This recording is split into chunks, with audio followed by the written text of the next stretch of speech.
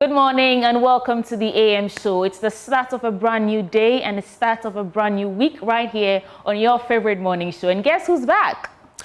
Well, yours truly. My name is Benjamin Akufo, and it's good to be here again.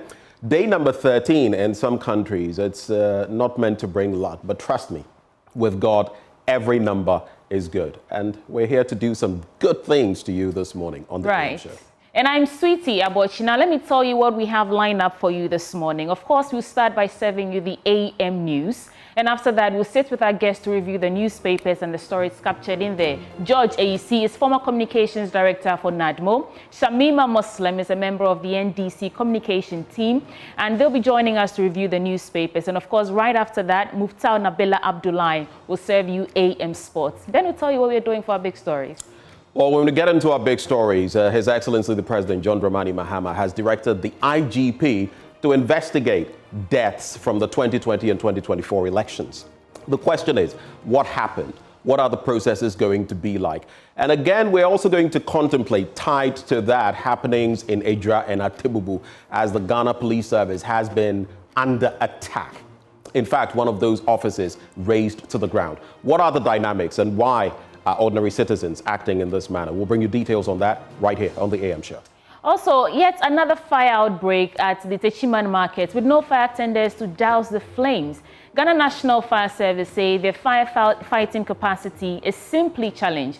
Now, for those of you in Konogo, Atebubu, Techiman, Amasaman, Adenta, Teshi, your fate may be hanging in the balance, and the Ghana National Service will be here this morning to tell you why. Of course, you want to join the conversations across all social media platforms. We are Joy News on TV, and hopefully, at the tail end of the show, we like to hear from you, so we open the phone line so you get to have your say. Folks, welcome aboard the Monday edition of the best breakfast show on the block. I'm Akufo-Addo, and I love doing this with Benjamin Akufo. We'll be right back.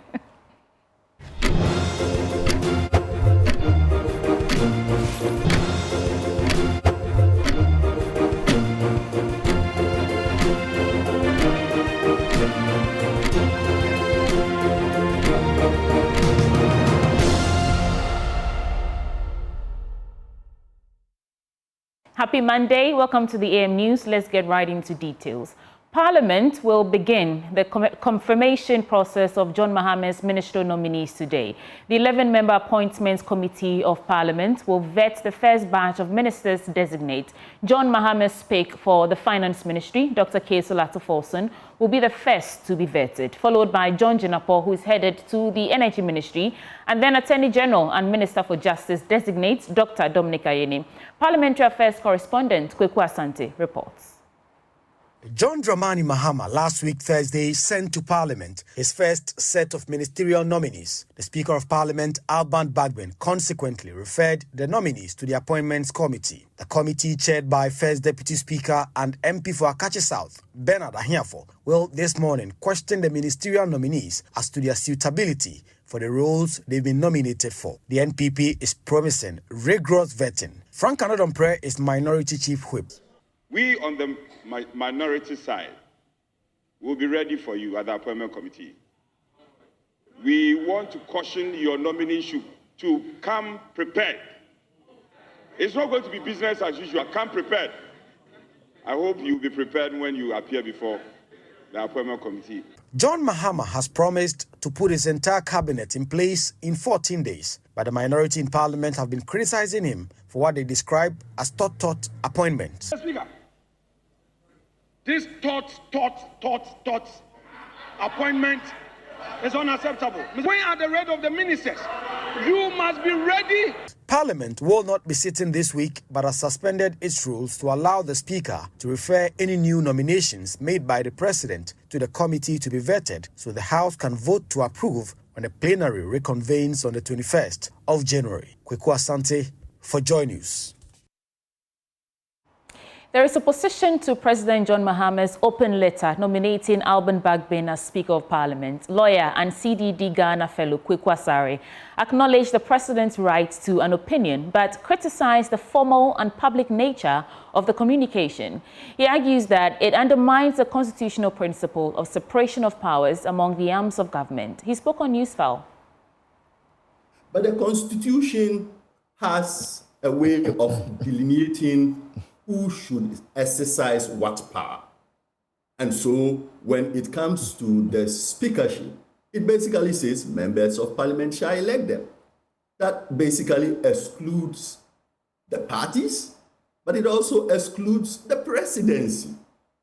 Not just the speakership, but even the leadership of parliament.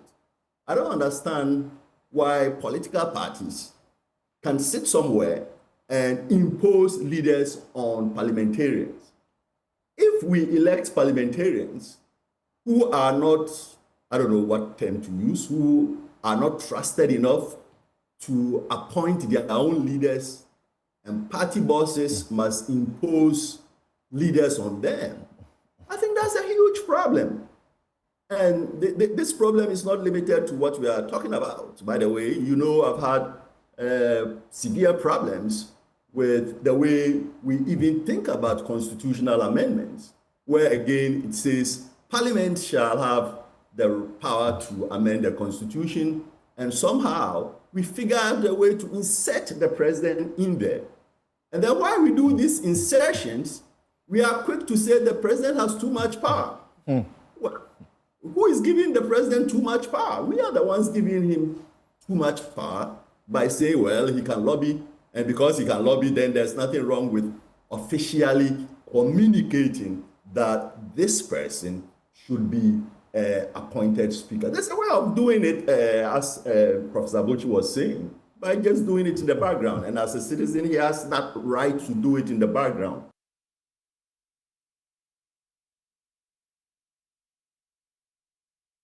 Also, constitutional rights lawyer at Democracy Hub, Oliver Bakavomawo, criticized sections of the letter mandating members of parliament to elect Alban Bagbin as speaker. He also expressed concern over Speaker Bagbin's decision to issue a letter accepting President John Mahama's nomination. Yes, more. I mean, I am agreed with the view, particularly in this instance, where a letter was issued saying, and using the word mandating members of parliament to appoint the speaker. I think that the bigger problem goes to even in terms of how parliamentary leadership is composed. We elect members of parliament from 7 December, and by the 9th particularly, we know who the elected persons are. Already from that point in time, individuals elected must begin to caucus and determine who their leadership is. That leadership can embark on a conversation with their party, with their elected president, if their candidate wins, and even other stakeholders as to who they think, in a way of achieving some level of broad consensus across the board, who that person should be. That process is healthy for our democracy, and the fact that there's a lobbying process or persons may have different views should not necessarily be viewed as one and the same when a letter is issued saying that after consulting, I have mandated you to appoint. I think it diminishes the front role that parliamentarians ought to play in the process. Now, President John Dramani Mahama has directed the Chief of Staff, Julius Debra, to facilitate the immediate distribution of food supplies stored in warehouses in Tema to senior high schools nationwide. This move aims to alleviate the ongoing food shortages affecting schools across the country. Speaking during a Thanksgiving service on Sunday, Mr. Mahama also pledged to investigate the National Cathedral project as part of his commitment to addressing pressing national issues. We'll tell you more. As we speak, we have a challenge currently with feeding students in secondary schools, as the Ghana Education Service insisted that schools must reopen on the 3rd of January, contrary to the advice of the Conference of Heads of Assisted Secondary Schools. As a stopgap measure, I've asked the Chief of Staff to work with the Ghana Education Service to allocate and evacuate food that is currently held in warehouses in Tema, which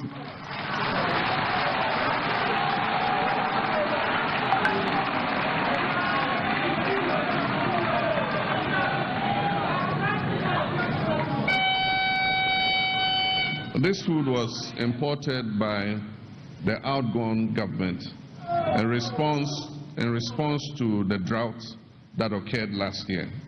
But in this emergency, we need to use some of that food to feed our students so that education can continue. Over 100 stalls have been razed to the ground in yet another fire at Techiman Central Market, leaving traders in despair. The blaze, which started around 9:15 p.m. on Sunday, destroyed goods worth millions of cedis. Fire personnel who had a hard time battling the late night inferno that spread fast through the market are yet to establish the cause of the fire. Anna Sabit has more. The devastating fire, which is said to have started at about 9:15 p.m. Sunday, lasted about 4 hours before firefighters brought it under control at about 12:50 a.m. Eyewitnesses who shared their frustrations with Joy News say the inferno started in one shop but stretched to other parts of the market at a faster rate.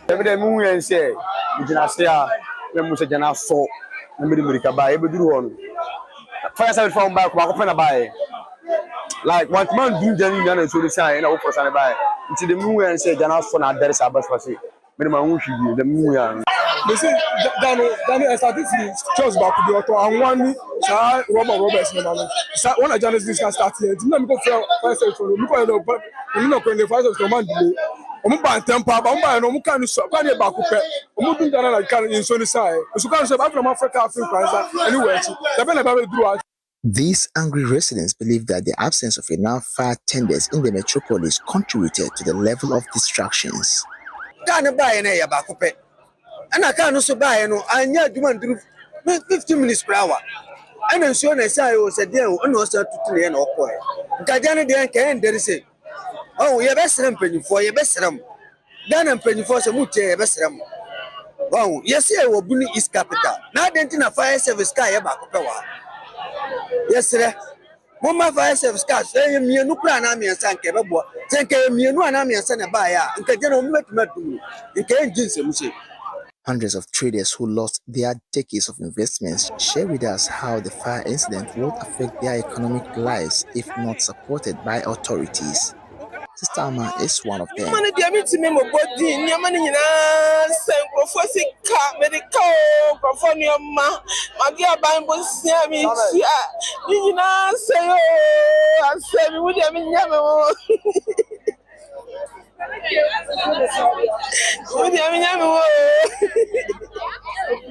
These traders are appealing to authorities to institute measures capable of upgrading the Techiman Central Market into a modern status to help prevent future fire outbreaks. Biana muno nyamese yanka na find them. Nti we no yanka se BC by say binya CBR e say yesambe ya ye hwe say be ye no correct as a bibia sia bibika betima from fire service betima from adumi temamaye. The fire service, on the other hand, has commenced investigations into the cause of the fire. ACFO2 Naomi Ofuri Adubia Sapon is the Bruno East Regional Fire Commander. For the investigation, we've not yet come out with it because it's too early and we have started the investigation. So by tomorrow or the next day, we'll be able to come out with the exact cause of the fire. She explained that the congested nature of the market made it difficult for firefighters in their quest to douse the fire. It was difficult for our men to enter, so many things were scattered in the market and it was very difficult for our men, but because they are professionals, they were able to control and put it under control. ACFO2 Naomi Sapon, however, admonished its residents across the region to be aware of fire outbreaks, particularly in the dry season. Yes, we've already entered into the dry season. In fact, people must be cautious. They should be much cautious about fire outbreaks because for us, with the fire personnel, we've been going out to educate the public about the prevention of these fires. So people should listen to fire service and be more cautious so that we will not experience what we are seeing today. Reporting for Joy News, Anas Sabit, Techiman. In other stories, some aggrieved drivers in the Atebubu-Amantin municipality of the Bono East region have attacked the area police station following the killing of a 75-year-old driver by suspected armed robbers on Friday. A police vehicle was destroyed in the process by the drivers who went on accusing the police of doing little to prevent robberies in the area. Anastabit again. Because most especially, we may cover Atebubu surrounding areas. Throughout the Atebubu-Amantin municipality, including all the villages, we are faced with frequent armed robbery attacks, even when going to our farms. Between Atebubu and Amantin, day in and day out, these robbers attack us, and we don't know what exactly the police are doing about it.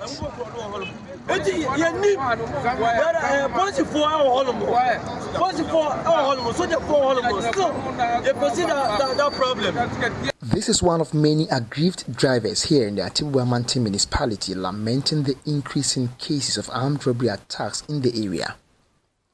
On Friday, January 10 at about 8 p.m., a 75-year-old driver, popularly known as Nigerian Man, was allegedly killed by suspected armed robbers along the Atebubu-Amantin stretch.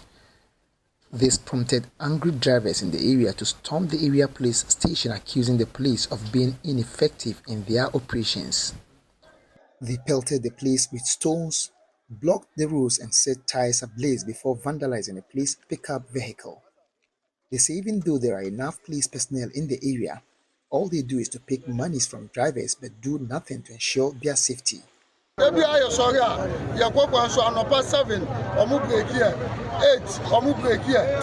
the drivers, are always on the roads, but the police do nothing to ensure our safety. The MTTD in particular are always on the road distorting monies from us morning, afternoon and evening.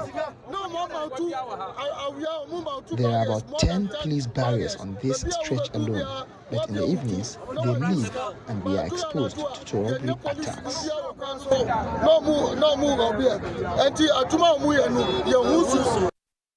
The driver union, after this action as part of their protests, laid down their tools and promised not to work until city authorities intervene.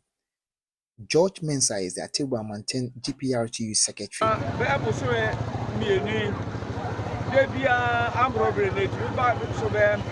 These robbers are always on the roads, even during the day, and they have killed about 6 drivers continuously within the past couple of months. So the drivers here have decided not to work until something is done.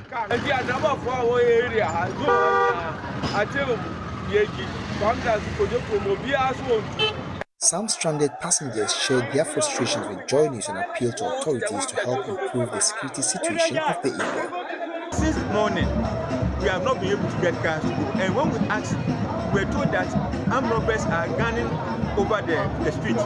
So yesterday, one of the drivers was shot dead, and then as I speak now, it's at the mall. So we are pleading for the government to help us to bring more security men to beef up the security here so that we can, those armed robbery cases can be kept at Atebubu-Amantin district. So we want the government to beef up the military service so that those problems can be solved. Otherwise, the inhabitant of Atebubu-Amantin, we are suffering.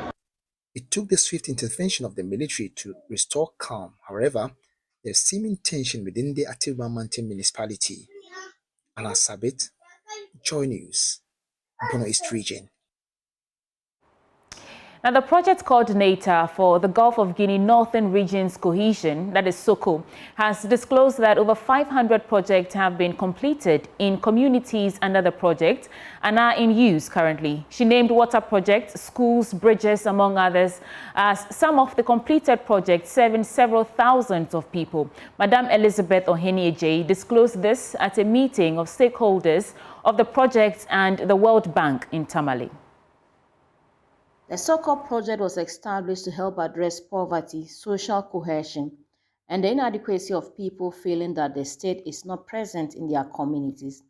It was also to help address the negative impact of climate change and the insecurity due to the fragility of communities to terrorism.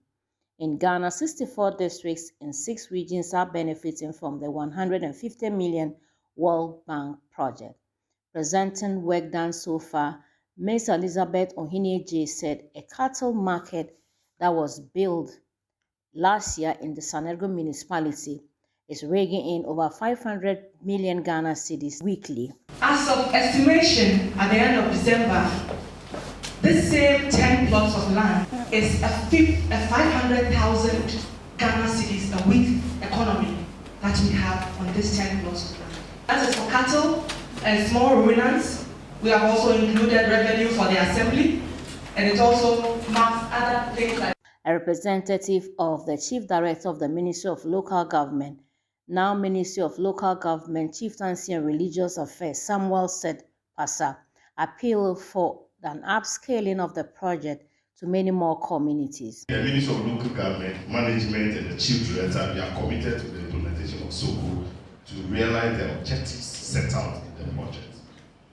Having said that, we can only end by saying that we appeal, like Holy Baptist, to ensure that additional financing that we've been discussing is expedited so as to tie in what the Chief Director for Northern Region indicated to cover more local authorities. Vice President for Western and Central Africa, the World Bank, Ousmane Diagane, said the SOCO project was important to the bank. Ultimately, what we want to see to be achieved from an operation like this one is to build resilience, strengthen social cohesion, and contribute to improving the living condition and livelihood of the population. All those three elements, we know that they are essential for stability, for peace, and for development. In most of the countries in Sahel and in the Gulf of Guinea, we know that those are the type of challenges that the population. Benjamin Akakpo is standing by to serve you business updates next. What's new in the world of business? Well, let's start from here. The World Bank says it is committed to ensuring the completion of the Kpong irrigation scheme. The project, which is in its second phase, will require additional funding support of $30 million. Now, while assuring the World Bank's commitment to complete the project, Ousmane Diagane, World Bank Vice President for Central and Western Africa, was quick to call on government to increase investment in the agri-sector and create a conducive atmosphere for private sector involvement. Of course, agriculture, for all our country is the key, is the engine for job. So therefore, there is here a necessity to scale up what is already being done and do so also in conjunction or in partnership with the other country. By the way, this is one of the main goals of a program like the Food System Resilience Project. So while we are certainly very pleased with the result that has been achieved so far, I also would like to stress that there is definitely the need to do more, to be more ambitious. And that's why the World Bank, I can say this year, solemnly, will continue to support this type of initiative, to continue to partner with Ghana, with Ghanaians. When I talk Ghanaian, I'm essentially here thinking of the private sector, meaning the small and medium enterprises that are represented by the farmers that I have seen here, because private sector agriculture by definition is a private sector activities. It's a family business, it's cooperative, etc. But to make sure that those people will continue to be encouraged really to invest their resources and to spend time on it, I think definitely the overall environment also have to be much more conducive. We are a long-standing partner for Ghana in every area, and therefore, we'll continue to monitor the implementation of the project, assess the progress that has been achieved, and we will be happy, of course, to consider adding financing if necessary. So this is something that is absolutely possible. Let's talk about the state of our finances as a country now, as economist Professor Lord Mensa has welcomed plans by the finance minister designate to cut down expenditure, arguing it will reduce the budget deficit within the frame of the IMF program. Speaking to Joy Business, Professor Mensa stated that would help contain inflation going forward. Yeah, it is feasible in the sense that if you look at what has been happening in the past under the same IMF program, I can tell you that we're dealing with over 100 ministers and different, agencies. And if you look at the budget lines, especially when you pick one of the appropriations lines that we have over the past years, you'll get to know that some allocations we were doing in the past, they were not yielding the necessary economic outputs that, is expected. And so having a new administration that is prepared to cut down expenditure, of course, is a way of reducing the budget deficit within the frame of the IMF program. And once you cut down expenditure and you're able to allocate the little that you have efficiently, it tends to control and shaping inflation very well. Well, I don't see it to be difficult because it has to do with reallocations and overly identifying where exactly you're supposed to spend to control inflation. If you pick, Ghana Statistical Service data, clearly there's an indication that food inflation is one of the problems. It's unfortunate in the past we've been spending on planting for food and jobs, but it hasn't yielded the necessary, results that is expected by reducing food prices. So from where I sit, if the new administration is coming in force and they want to allocate, resources into agriculture, certainly targeting certain foodstuffs, will be very, very important in controlling inflation. It's a wrap for business. Handing over back to Sweetie Abochi. Thank you, Ben, for bringing us business update. But that wraps up the AM News Bulletin on the AM Show. You want to stay with us because now the conversations begin. And George Aisi is former communications director for NADMO, and Shamima Muslim is a member of the NDC communications team. And you're joining us to review the newspapers. We're back in a bit.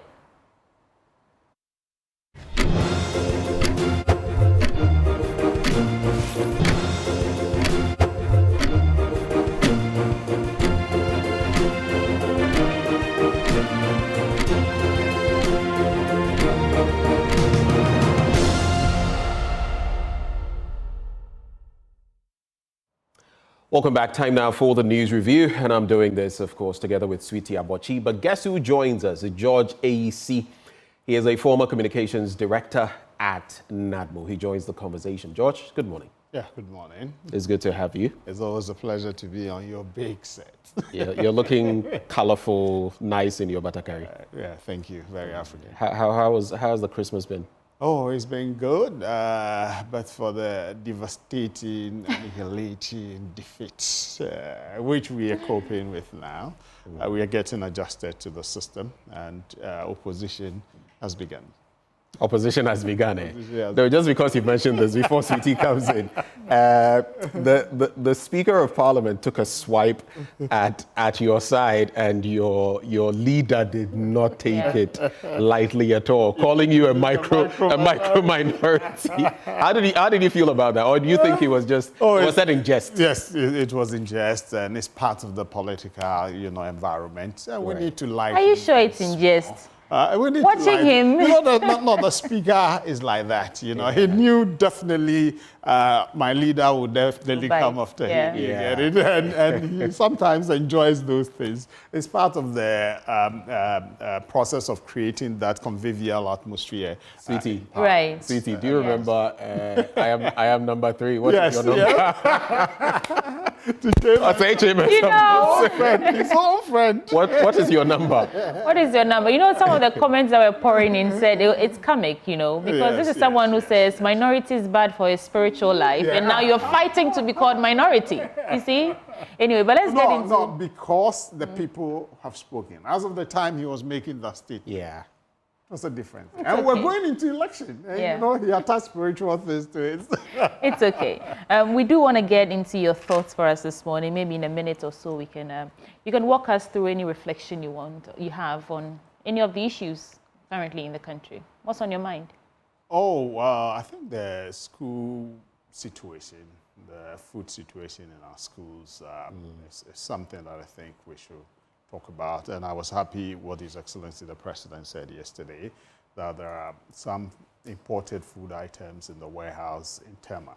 And, you know, it was brought in for the possibility of, you know, emergency situations in our food in the northern part of Ghana, which the Agric Minister went to Parliament for that approval. Okay, but he thinks because of the situation, it will be proper to move those food items to our schools to feed our children. And I think I agree with His Excellency on that. Right. It's very important to have our schools going, because the immediate past Minister for Education had intimated that because of COVID, we're trying to realign the academic, you know, back to September, you get it. And so if you were to reschedule the reopening on the 3rd, it will affect the process. So they were to reopen.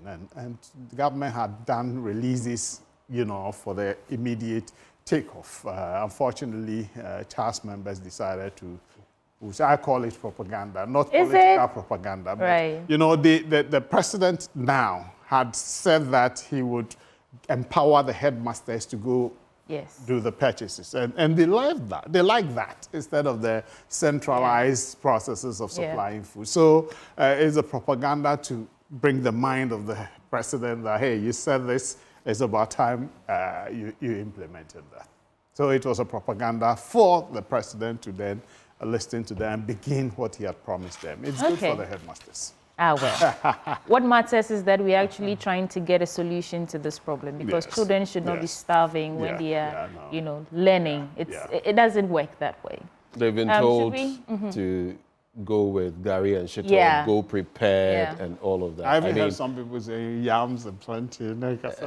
Why are they allowed to cook there? I don't least know. During our time, that's why I said propaganda was, you know, just to make it look like it's a serious situation, you know, if parents don't bring those kind of items, the students. In the end, all we want is for the students to be fed. That's all. That's good.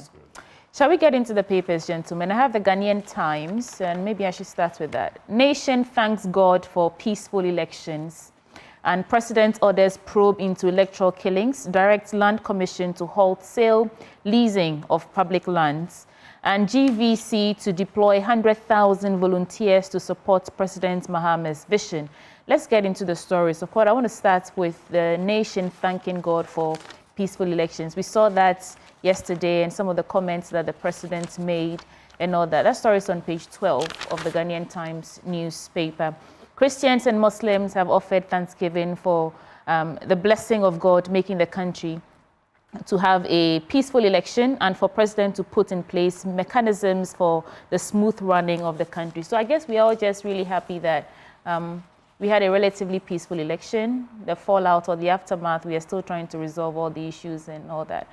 President orders probe into electoral killings, directs Land Commission to halt sale, leasing of public land. Now, this is interesting. The President, John Dramani Mahama, has directed Inspector General of Police, Dr. George Akufo-Addo, to institute a probe into deaths related to not only the 2024 general election, but 2020 as well. And just a quote before I come to you, Mr. IC. These incidents, which occurred in various parts of the country, have left a lasting scar on our democratic process. And it is imperative that justice is served for the victims and their families. That is according to the President. But what do you make of it?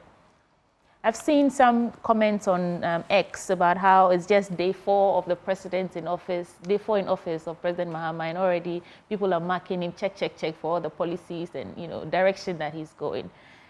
Good call? Good call for? The probe into the electoral killings, 2020 and 2024. Oh, you know, they had spoken about it consistently from 2020, and it will be disappointing to many Ghanaians who voted for them because of that. You get it? For him not to do anything about that. So it's in line with their promises and it's the proper thing to do. Investigate, let's know what it is. I know the police has been involved in some of them. And so if they investigate and they get different issues in relation to that, the better for it, because every Ghanaian's life is very important. So I think it's part of their campaign promises. So they're just delivering on their campaign promises. They would. Some people would have been disappointed if nothing is done about that, because in opposition they had persistently and consistently spoke about the killing. I don't want to speak too quickly because we've seen presidents, launch investigations into issues, and in the end, nothing really gets done. The reports are not implemented. I've said consistently, people may disagree with me, that oral is much ado about nothing. Is it? Yes. Well, once we have an attorney general, oral ends. So you are going to collect gossips and what? Yeah, it's just, opening the door for anyone who sees Lawyer to say something. is alleged the NIB boss, so and so. He's come out to say no. The NIB so boss who did came he out engage? that. You get it? So a team, integrity is very important. And so if you begin on this note, then it's going to be, why is it for propaganda or witch hunting? I agree, if there are witches, they must be hunted. I agree with that. But you need to... But you do know that, although the committee, they don't have any legal basis for right, but they don't have any prosecutorial... no, that's why I said they're just collecting information, which they'll pass on to the Attorney General. People just cook stories and bring it. Anyway. You get it. That's the first one we've said. You get it. But if there were any legal basis for that, then it's a different matter. Mr. Easy, I guess when push comes to shove, we'll be able to sift the wheat from the chaff, and we'll know what is gossip and what is reality. I listened to Martin Kpebu talk about the NIB boss's situation. In the end, I guess we should also be asking, though the boss has come to debunk the claims that he had returned any land, but was there land in question? Was there an issue with the land? That is something that we ought to be contemplating. And this bit about, so the 2020 and 2024 elections and what happened in between. You say some people would have been disappointed if these actions hadn't been taken. Are you disappointed? Oh. Would you have been disappointed? And I premise it on this. Were you as concerned? No. Were you as concerned about the killings in 2020? Yes. And in 2024? Yes, I was concerned. Concerned. But in the 2024 one, I thought some restraints on the part of the military helped. Those two young soldiers who were accosted by individuals, they were holding guns. You know what would have happened? The numbers would have gone. But you know the circumstances under which that happened. Yes, right? so it's good they restrained themselves, even though it looked like they were overpowered and co. But initially, because they saw they were in a dangerous, arena. So the first inkling is to protect yourself. Or but George, just answer my question. Yes. If you were as concerned in 2020 and 2024. Yes. You say some people would have been disappointed if the president hadn't done this. Yes. Would you have been disappointed? Because these are Ghanaian lives that were lost. I know the police were investigating the matter. Okay. I know. So maybe the process of investigations and possible prosecution wasn't moving the way, everybody wanted. So, but once the investigations were going on, it's proper.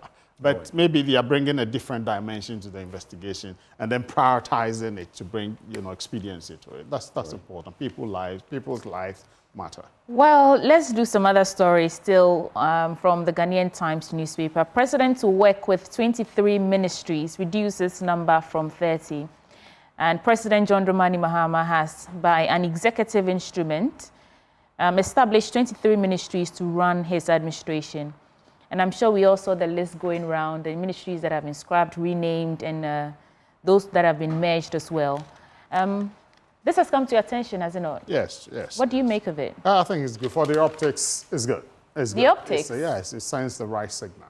You know why? Because there's going to be that jostling for positions amongst the guys within the NDC. The president is promised. I've heard him say that. I have 60 ministerial positions, and thousands of people are sending their CVs. You get it. So that's going to be the internal, forgive my choice of word, implosion that is likely to happen within. But for the generality of the Ghanaians, it sends the right signal. It sends the right signal that, look, I mean business. You get it? And you know, they spoke about the numbers. I've agreed with Haruna Idrisu all along that he made it, I think under Akufo-Addo's time or so, that Ghana doesn't need more than 60 ministers.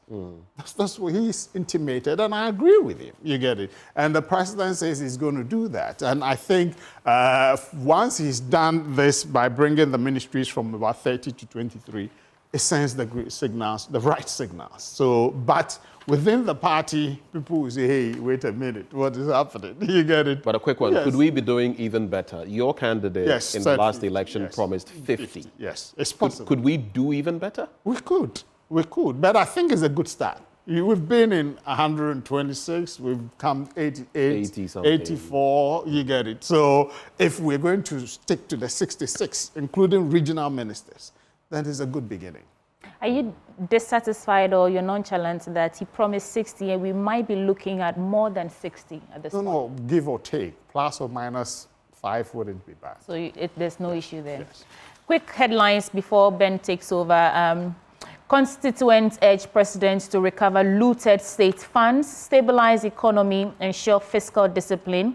That is the Greater Accra Regional House of Chiefs urging President John Dramani Mahama. USAID invests $3.5 million in Hope Exchange Medical Center to provide services to Ashanti Bono regions. And GVC, I think that is Global Volunteers Corps, an international organization focused on promoting development through volunteerism, has announced plans to deploy over 100,000 young volunteers to support President John Dramani Mahama's efforts in achieving Ghana's development goals. On the back page, NPA addresses fuel shortage in the north.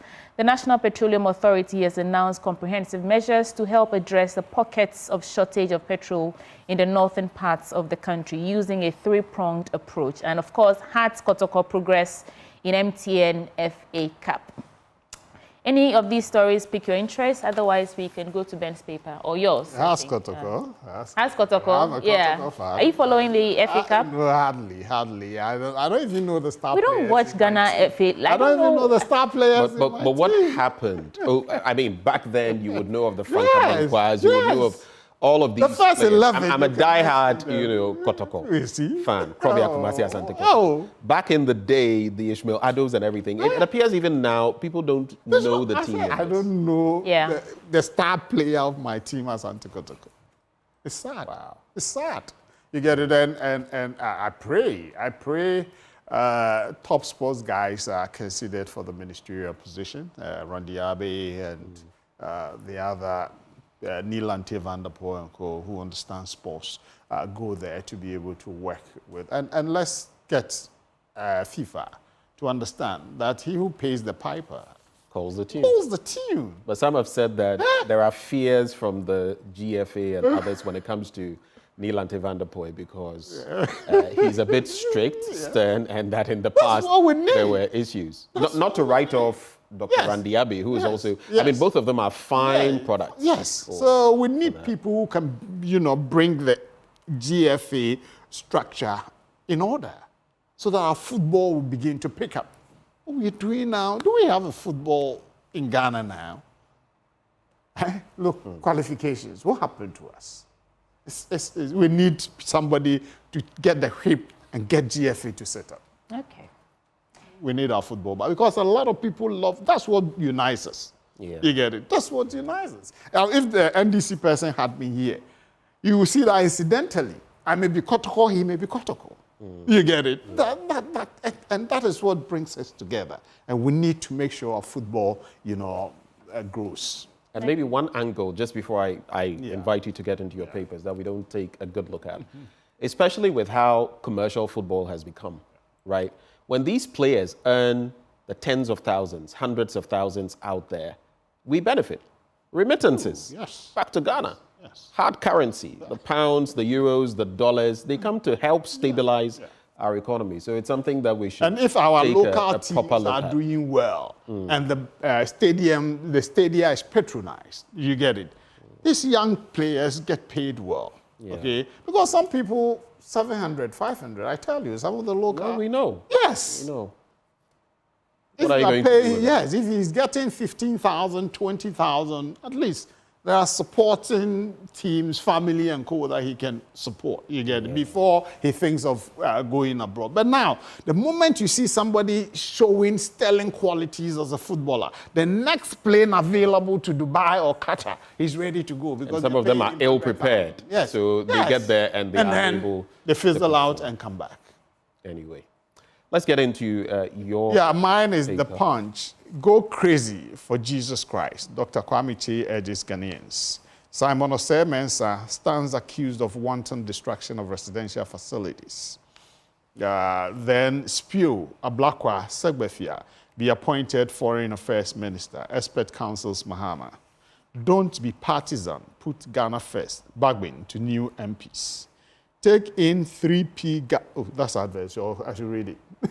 Take in 3P garlic mixture for blood vessels relaxation, Dr. Mototi. Oh, okay, okay. Yeah.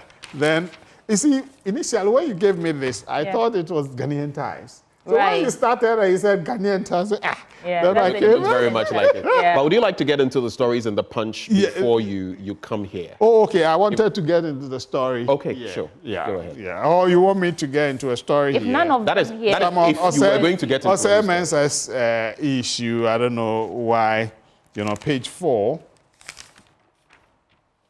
Okay, Simon, it's a wanton distraction.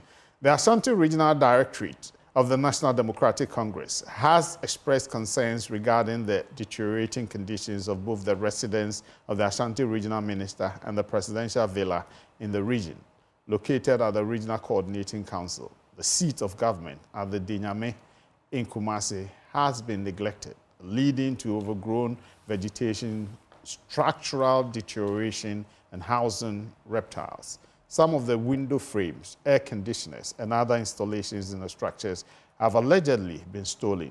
During a tour of the residence last Friday, the Ashanti Regional Chairman of the NDC, Andrews Augustus Nanakwesi, expressed shock at the neglected state of the structures and the unkept grounds. Then I think your interest is here more, and let's get into it. Yes. Yes, President Mahama reduces ministries from 30 to 23. That's the news center, detail-driven news. Northern Ghana will not experience fuel shortage, MPA. That's the picture of Mustafa Abdul Hamid, PhD, MPA boss. Soko project is a game changer, World Bank Vice President. MPP's 2024 defeat, Young Elephants launch investigations. Child Rights urges caution in modifying free SHS, Mr. Bright Appear of Child Rights. Attacks jeopardize McDonald's 8 million salt factory. These are the headlines. Now we go to MPP's 20, if you permit me, I can go into that one a little.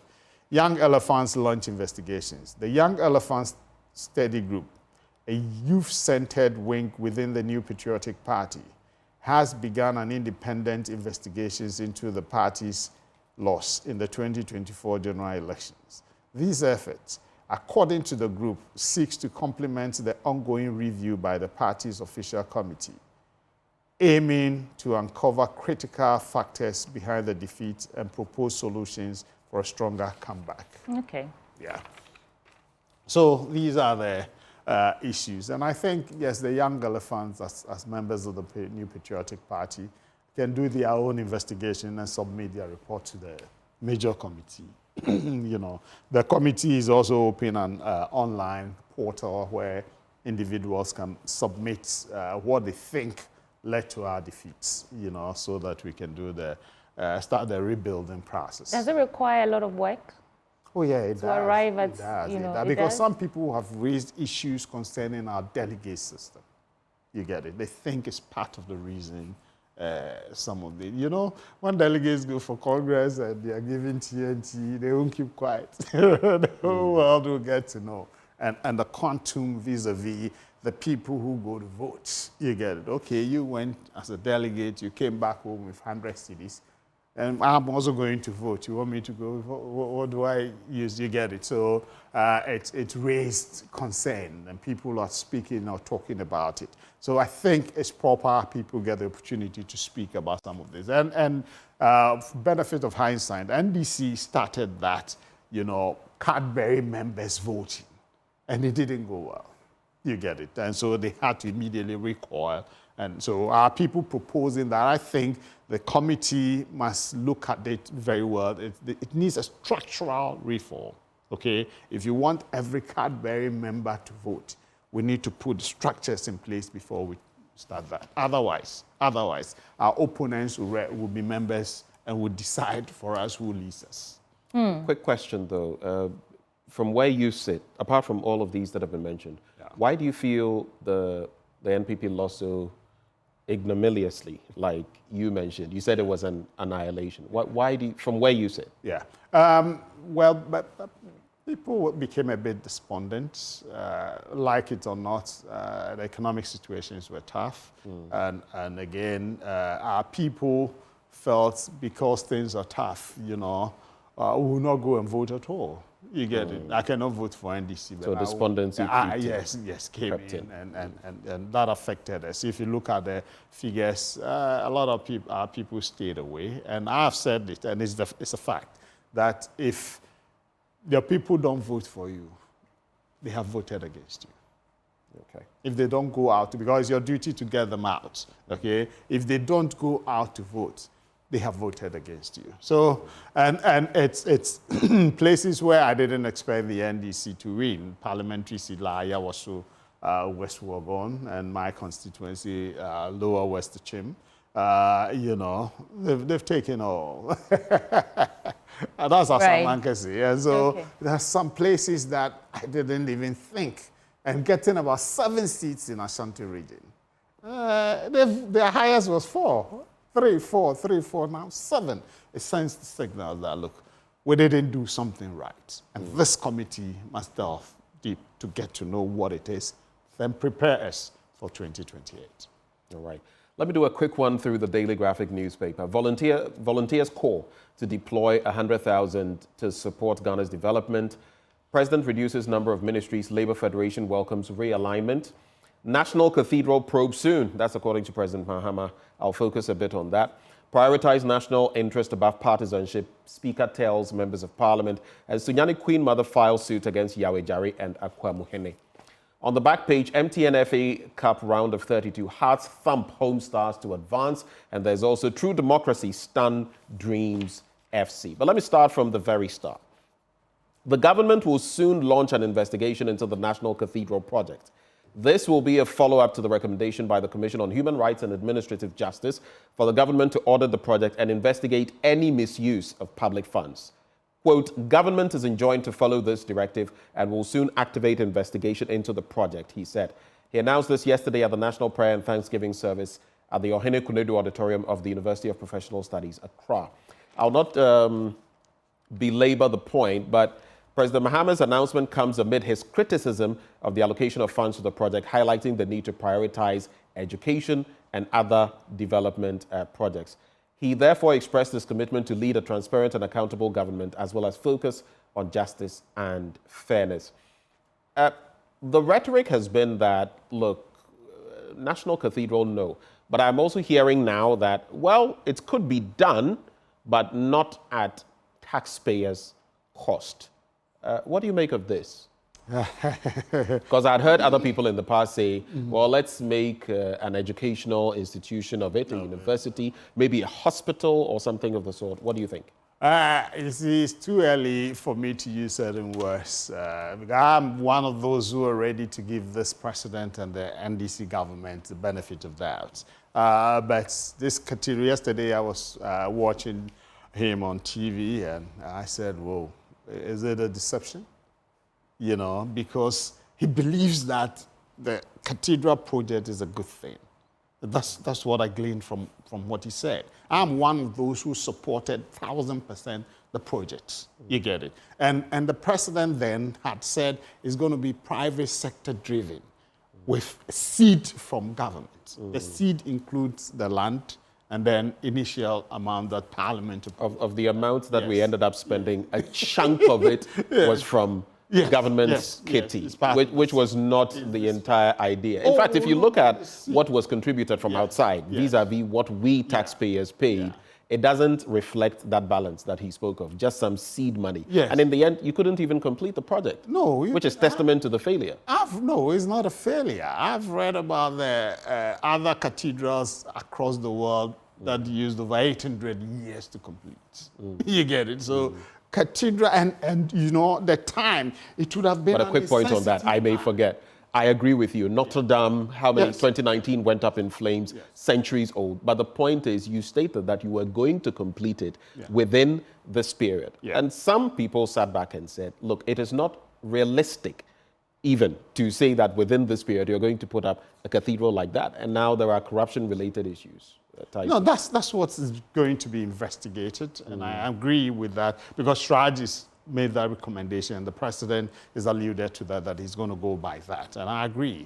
I am happy he said the cathedral, the possibility or plausibility of it being continued and completed, albeit at another site, whatever it is, if we're going to have a cathedral, fine. And I think I would rather it's done where it is, because God deserves the prime. If there's a prime area and you want to put up a cathedral for God and you use a prime area, more blessings will come in bounds for the nation. But I'm happy he's going to continue. And two, it's okay to investigate. I don't believe there are corruption issues. You know, it became a political matter. And the NDC decided to run to town with it politically, with propaganda list and everything, that there's corruption.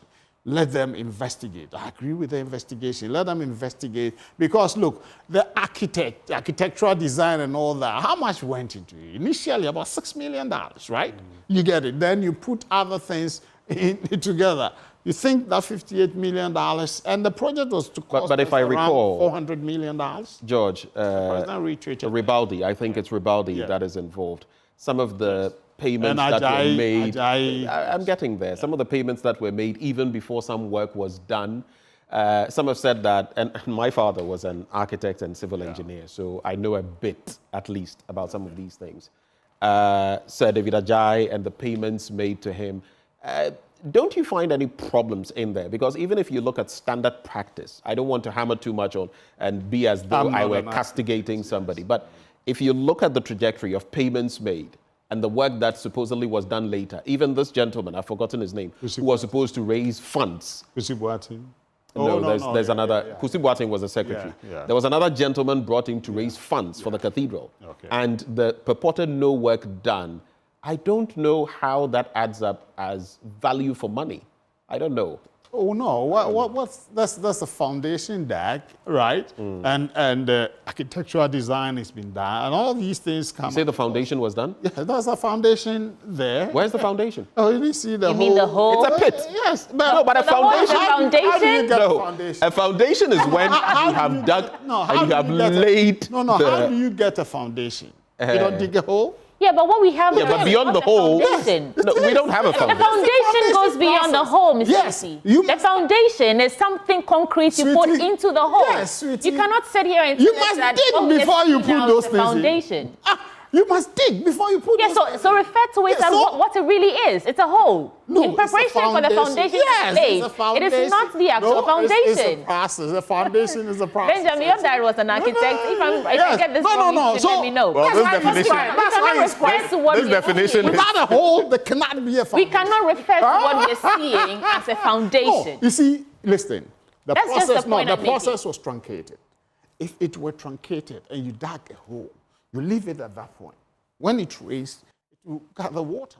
Okay? And then you will say that the process is not complete. Did you see people swimming and I was happy. The pond that was created during the demonstration that's part and all of you know, it's part of, and this the then government also had said that they were going to use the private sector to raise funds to support it. You get it? And so once you stop, and it would have been insensitive if we had continued in the midst of the COVID challenges and all that. So I agreed with the government and the committee. But even after COVID, in Parliament, you went into the other end of the contingency fund. I've forgotten the exact name. And you still dug your heels in.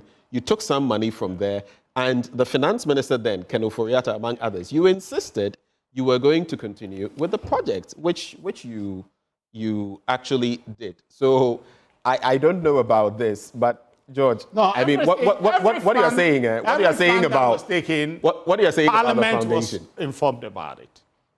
I mean, it later became an issue. Yeah, either before or after, Parliament was notified. But we know the processes that should take place. But, sweetie, imagine... There are some extent. Once it's a contingency, and some have made the argument that there was nothing contingent about it, right?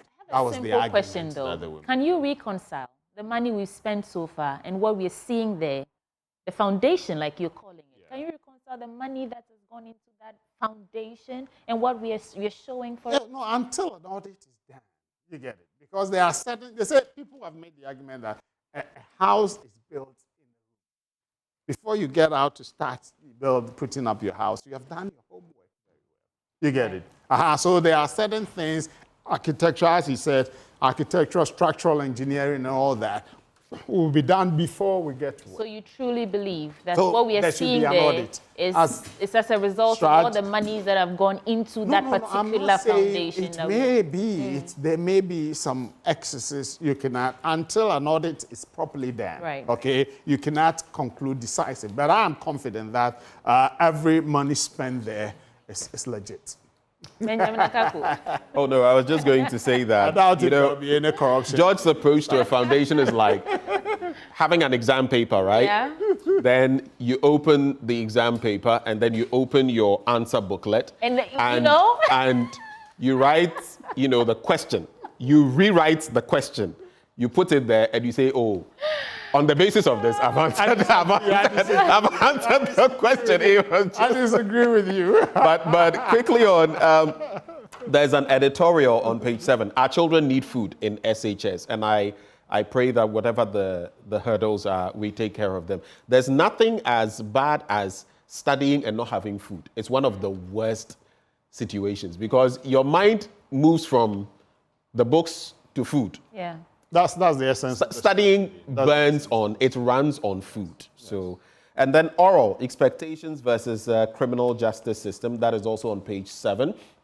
Sunyani Queen Mother files suit against Yawejare and Akwamuhene. The Queen Mother of the Sunyani traditional area, Nakosia Dua Aso Sika Bray II, has filed an interlocutory injunction to restrain one Yawejare from carrying, styling, and conducting himself as Sunyani Manghene in any manner.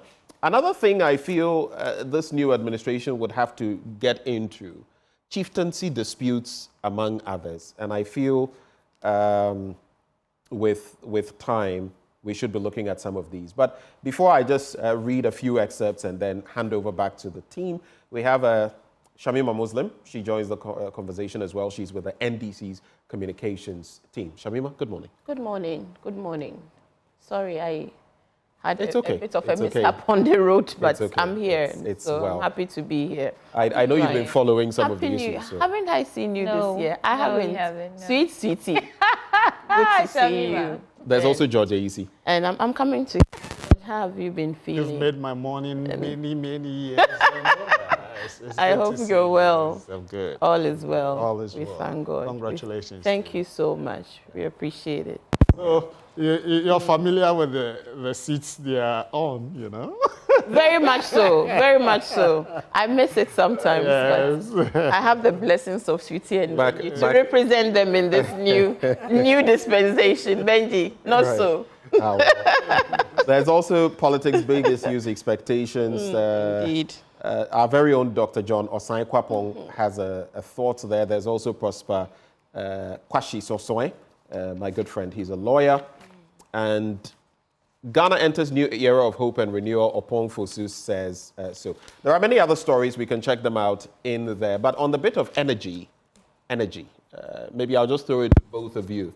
What are your hopes? What are your aspirations? And what are the hurdles you see that we could have? I'll start with you, Shamima. After that, Sweetie will come in with other papers. Right. So, good morning to your viewers as well. I think this is the first time on the show after the historic inauguration of His Excellency John Dramani Mahama and our first female Vice President, Professor Nana Jane Opoku-Agyeman. So I'd like to take a moment yet again to say thank you to the nation for the love, the support, the encouragement, the prayers. And over the weekend, 3 significant things happened. His Excellency on Thursday was at the 92nd annual convention of the Ahmadiyya Muslim Mission. On Friday, he was at the National Mosque for our Muslim Thanksgiving service. On Sunday, he was at UPSA for the National Christian Thanksgiving service. And I think the message that he has delivered all through, and the significance and the symbolism of meeting all these religious groupings and starting on such a profound spiritual note, is to really tell Ghanaians that he has the country at heart. And for me, the message that resounds with me was the love for country. Yesterday, I was listening to all the preachers at the Thanksgiving service, and it was love for country. The admonition by Archbishop Duncan Williams, especially to everyone who might find themselves, in various positions, to reflect the character of His Excellency John Mahama as well as his spouse, is very poignant. I think that if there's any lesson we should learn, it should be what has happened to the New Patriotic Party, and we have every right. In fact, we must guide and guard ourselves from falling into the same pitfalls, and we must be guided always by why Ghanaians have, given us this resounding mandate, and ensure that this social contract will truly deliver to the people of Ghana. We must not forget where we come from. We must not forget the teeming mass of people who came out in their numbers, in the sun, under the rain, to hail us on and to give us this, mandate. We definitely must not forget, and we must eschew all forms of arrogance, of power, and insensitivity to the felt needs of Ghanaians. So we'd like to say thank you to the clergy, the imams for their prayers. Indeed, I think that the NDC is in good company.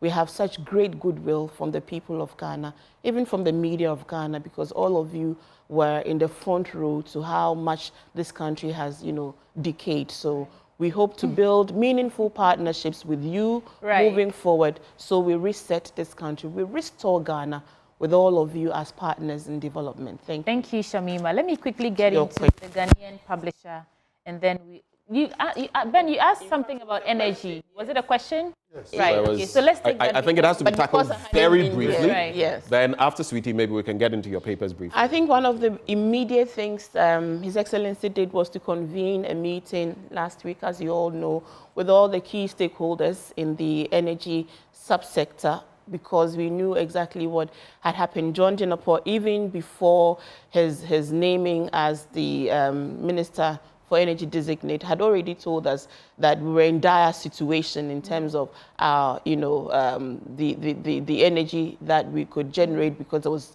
just no fuel. We had less than 2 days of fuel. Okay, so Shamima, just to cut to the chase, what I'm just saying, how are we going in terms of the fuel and ensuring that our lights are on? That's all I want. Agreements have already been entered into to receive emergency fuels from our neighboring countries. Nigeria is come up strongly. How's the funding going? I've heard a number of things. Today we'll hear more comprehensive during the vetting of Akufo-Addo and the minister, as well as John Jinapor himself, the comprehensive plans this government has put in place to ensure that we do not experience the return of doom. So George, that will be done. Yeah, everything in the energy sector hinges on funding. It's money. What's important was the previous government kept the lights on.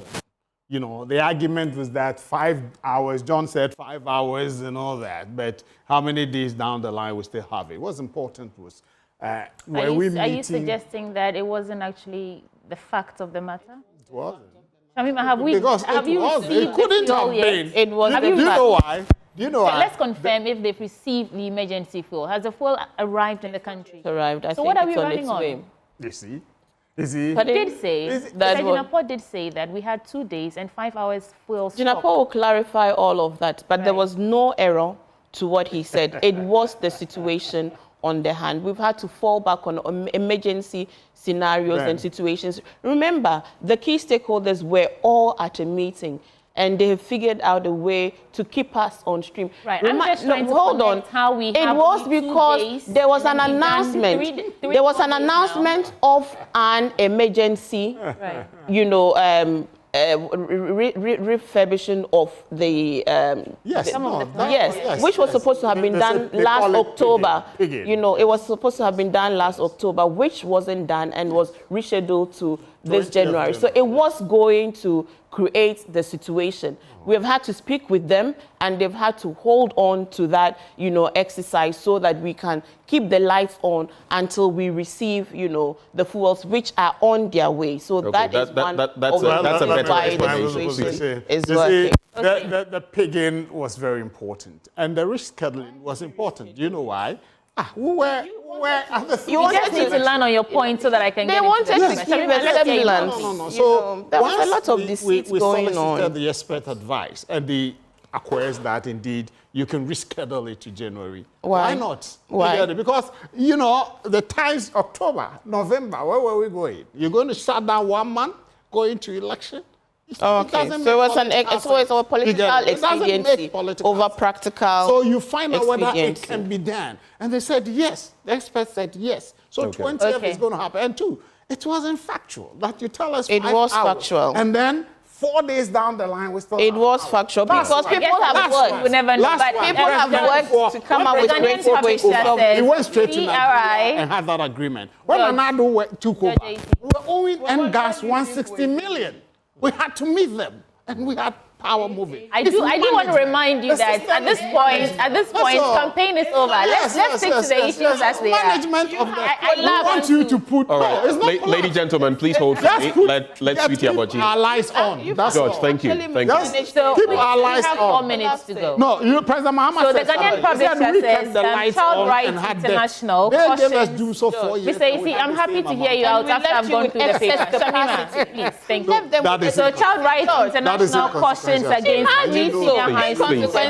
Please, George and Shamima. has just shut down some of his plans because we'll have time to talk energy matters. But right now, I probably shouldn't have done that. Ghanaians don't agree with you. That's why you're out. They don't agree with the management of people. Have you guys heard that Child Rights International is cautioning against free senior high school burden transfer?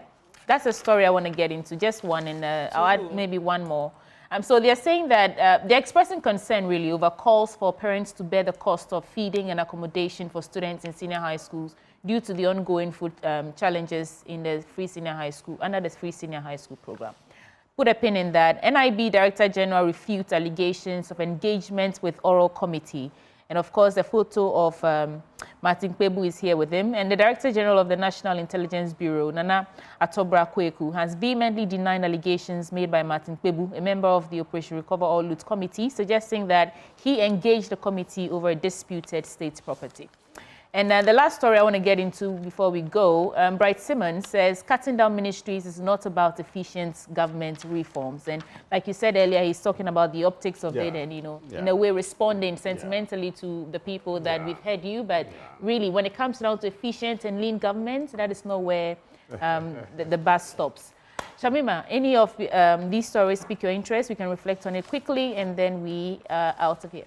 Well, I hear we have a bit more time, so we shall go on for just a little more, but you can get into your papers. Well, CRI's caution against free senior. Oh, no, for all of us. And then there's also the story about Bright Simon's reflections. Bright Simon's reflections on the lean, the reduction of 30 ministries. I read his piece, and I think that there are very germane issues he raises about real measures. Even though from a high of 123 ministers in the first term of Akufo-Addo was too excessive, and lots of right-thinking Ghanaians, you know, raised issues about such, you know, huge numbers of appointees and ministers, and minus the several other thousands that were in, even at the presidency alone. I think that His Excellency has responded very proactively to the expectations of Ghanaians. And if you also look at the demands to run a lean government, It was a political promise, and it was a campaign promise. So it's not like a surprise. This is what he said he would do. But because, you know, politicians over the years are often not expected to, you know, keep their words, people actually think that he didn't mean to operationalize it, but he truly meant everything he said. And we are in a new era, a new dispensation of truthful, honest, transparent leadership. And I think that he would start with what he has promised. And when we begin to deliver on results and impact, if there are justifications for more numbers, and this is what I always say, the tax should inform the numbers. So far, we're beginning a very Herculean journey of restoring a nation. We don't need excessive numbers. We need few dedicated, hardworking people. And I think what we actually need to be saying now is for the rank and file of the NDC to come on board and understand and support. As His Excellency John has said, people would be disappointed. There are just how many? 60 ministers, and there are all kinds of calculations that would have to go into the, you know, these appointments: regional balance, ethnic balance, religious balance, gender balance. So if anybody is extremely burdened by this task, it is His Excellency, and we just need to be happy as members of the Great Akatamanso family that the party is in government. Whatever it is, if we deliver on prosperity, the gains will be redistributed equitably to the mass of Ghanaians. So I also agree that we must look at the other areas, the other resource guzzlers that would truly save us money. But this particular, you know, realignment of ministries from 30 to 23 is significant, and we must hail him for at least meeting that particular promise he made to the good people of Ghana. And we need now to look at the reforms within the public service to see how we bring greater efficiency and productivity to justify the colossal amounts of money that go into, you know, emoluments and salaries. Okay, did you follow the issue about Martin Pebu's commentary that some NIB official had returned? Yes, I did. State's property. And now we are hearing from the NIB, I think, Director General, the story I just read, saying that he didn't, in fact, interact or engage with the team at all. What do you make of it?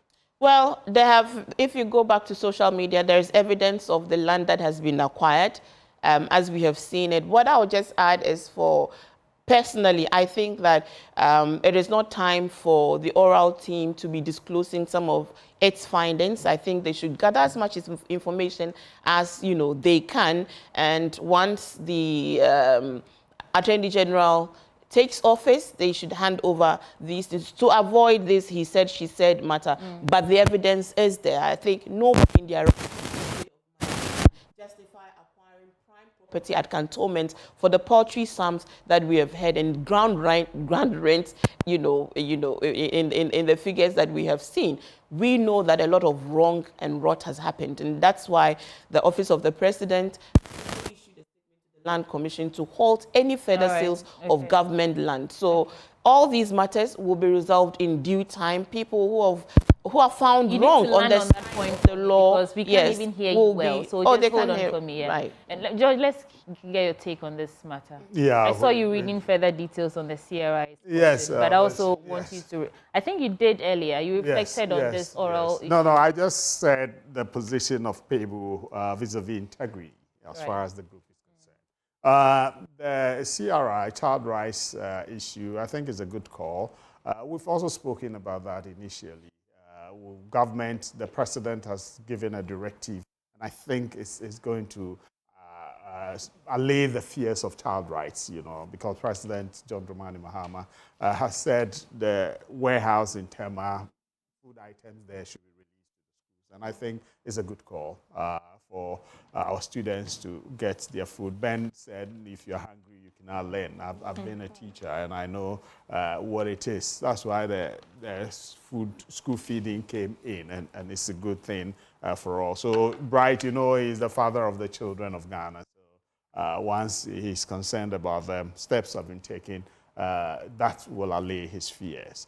The other issue of the land issue, look, sweetie, I'm one person in politics who is not happy then with politicians buying state lands and then state bungalows.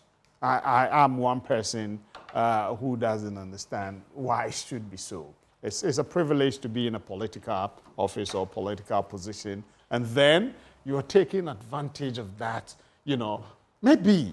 The ordinary you have people buying things valued at maybe 800,000 cedis for 80,000 cedis, 60,000 cedis. So when the president gave directive that, you know, there was a rule, I don't know what a law, that when you are leaving office, your salon cars can be ushering to you and all that. But the president, Nana-Addo, then the former president said no. I think this was last month, sometime last year. Yes, so that's something I don't agree with at all. You get it? And then buying state lands, prime areas in West Legon. Go check which people are living, the people who are living there.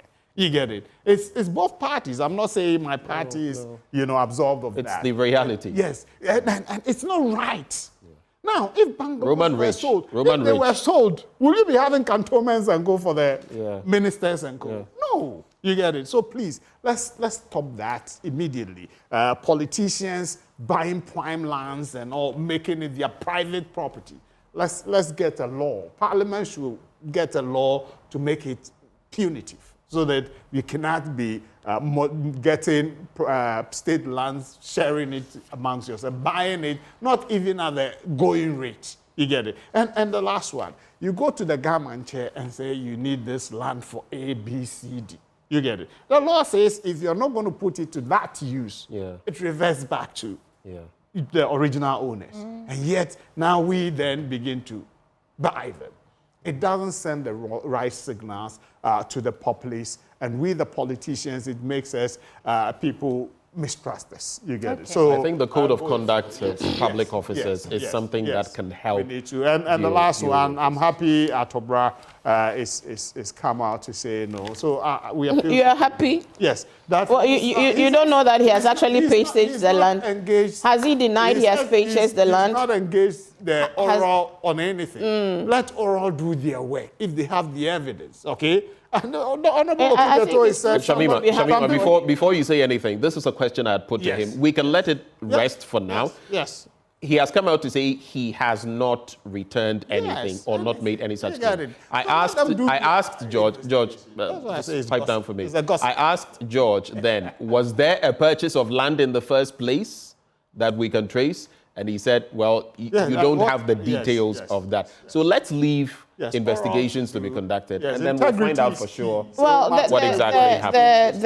The propaganda is past. No, the details are, please, nobody's interested. George, please calm down. They have power. MPP, your administration is under judgment. For over the next couple of months this year, you must reduce this level of hyperactivity. It's not power. We are in service to the people of Ghana. Yes. A service you refused and declined to render to the people of Ghana with good conscience. Yes. This is why you're out. Shamima, let's stick to the substantive issue. That's the substantive issue.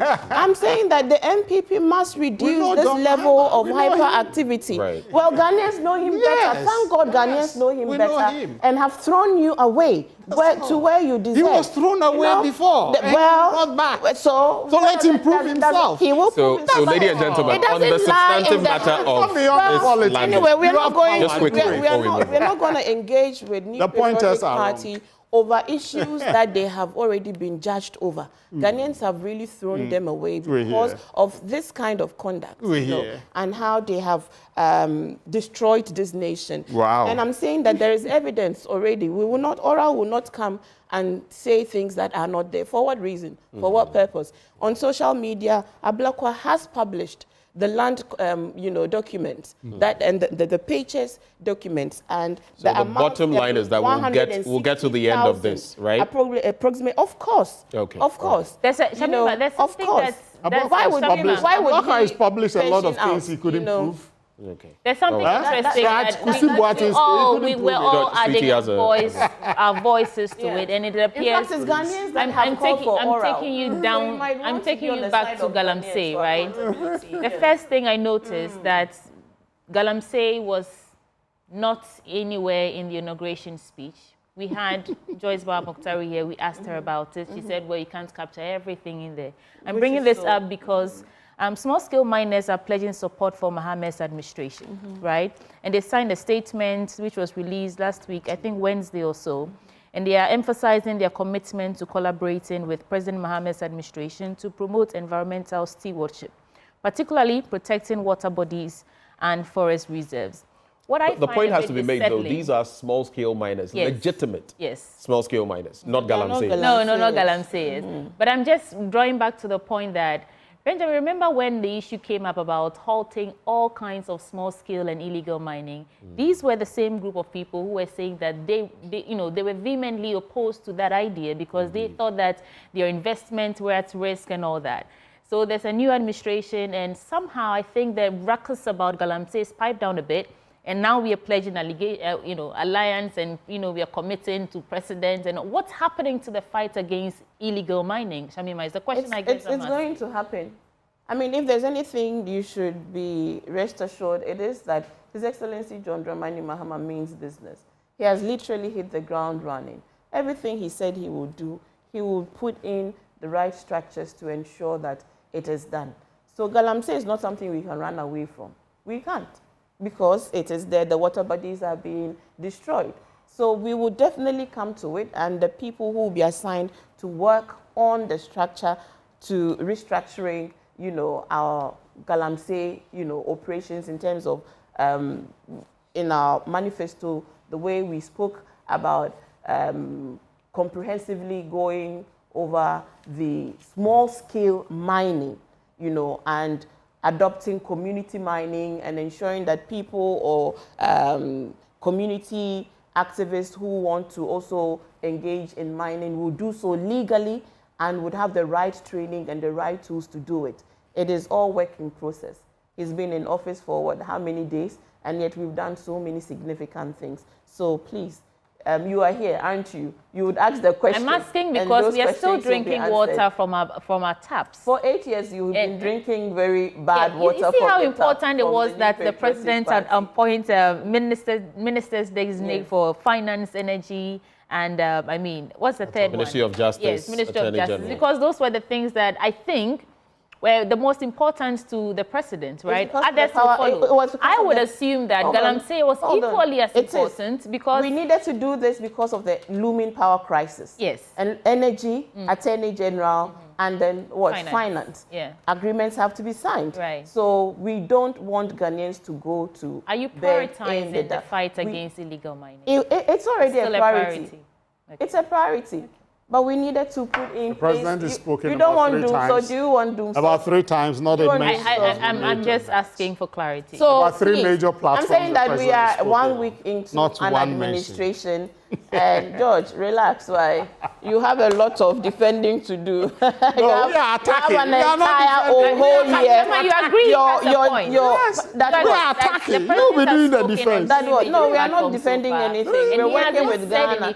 So has he said anything about so many other things? No, has he said exactly my point. So I'm saying that it's so significant. Please, let us not belabor a matter that will be addressed. Time will we are tell. Not in a, do you understand? Of course, time will tell. So, sweetie, don't fall into MPP propaganda. No, I can't fall into any propaganda. I'm asking the questions that our audience want to hear. What's the government's approach, or how have you? It will happen. That's fine. Let's just give time and allow what to be done. No, time will tell. But so far, 3 major platforms His Excellency is spoken. George, the bad you wish for this country will not happen. The bad is like when I started my communications here, how was it? I'm ready to give the president and his team time. You get it? And wish to this prove country themselves. well. But I don't have. Listen to you. Let's listen to you. 2 things. The galamsey thing is something that I would be happy if they tackle it from a very professional point of view. Okay, that is important because the small-scale miners, you cannot dissociate them from the illegal miners. Do you know why, Ben? Because when the galamsey people go into the pits and get the gold, who did they sell it them to? You get it? So they have interest there. They've made the point that they want to dissociate themselves from the illegal miners. That's a good one. And so let's see how they'll be able to help, clamp down on illegal mining. Then the second thing that I'm looking forward to the president and his team, which will likely include Shamima Muslim. I pray she becomes the gender minister. Oh, please. George, stop me. Oh, I'm wishing you were my sister. I have serious. Is that to say if you were nominated for such a position, you would reject it? About me. No, but would you reject it? I won't be nominated for it, so there's no need. Wow. I was ready to say Deputy Energy Minister, Shamima. right? You want Deputy Energy Minister? Go and help my brother. No, but you've not answered my question. Let's George finish would you reject it? Would you reject it? It will not come, so why should there be an answer? She wants to be in the office of the Vice President. We wish Hey, you. ask him. No, you No, but why are you taking the win out of her still? Like, if she has something to say, she will say it for herself. herself. Built your listing to support if they want the government to succeed. I like the way he's... George is speaking as though he were in... And the last one, it's not... what they do, and then they will jinx it. Oh, you see, please, I don't want any commendation from MPP. Right. I beg. Don't George, land on your point, and then we are the second one, Ben, I would want is the LGBTQ thing. All right. Yes, I You would want that because it's led mainly by most of their MPs. Okay, we had some of ours.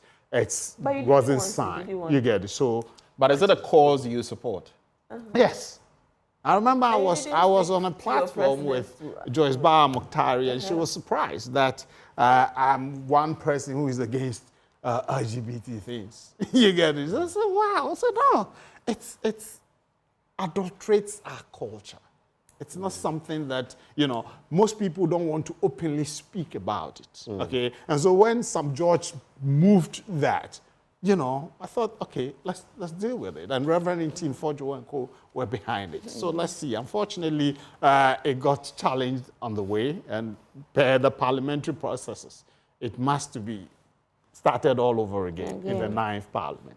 Once I would want some George to champion it again, they wouldn't go through the rigorous processes as they did. Because the initial time they were doing researches and... I mean, the Supreme Court also looked at it and gave the go-ahead as far as some of the earlier impediments.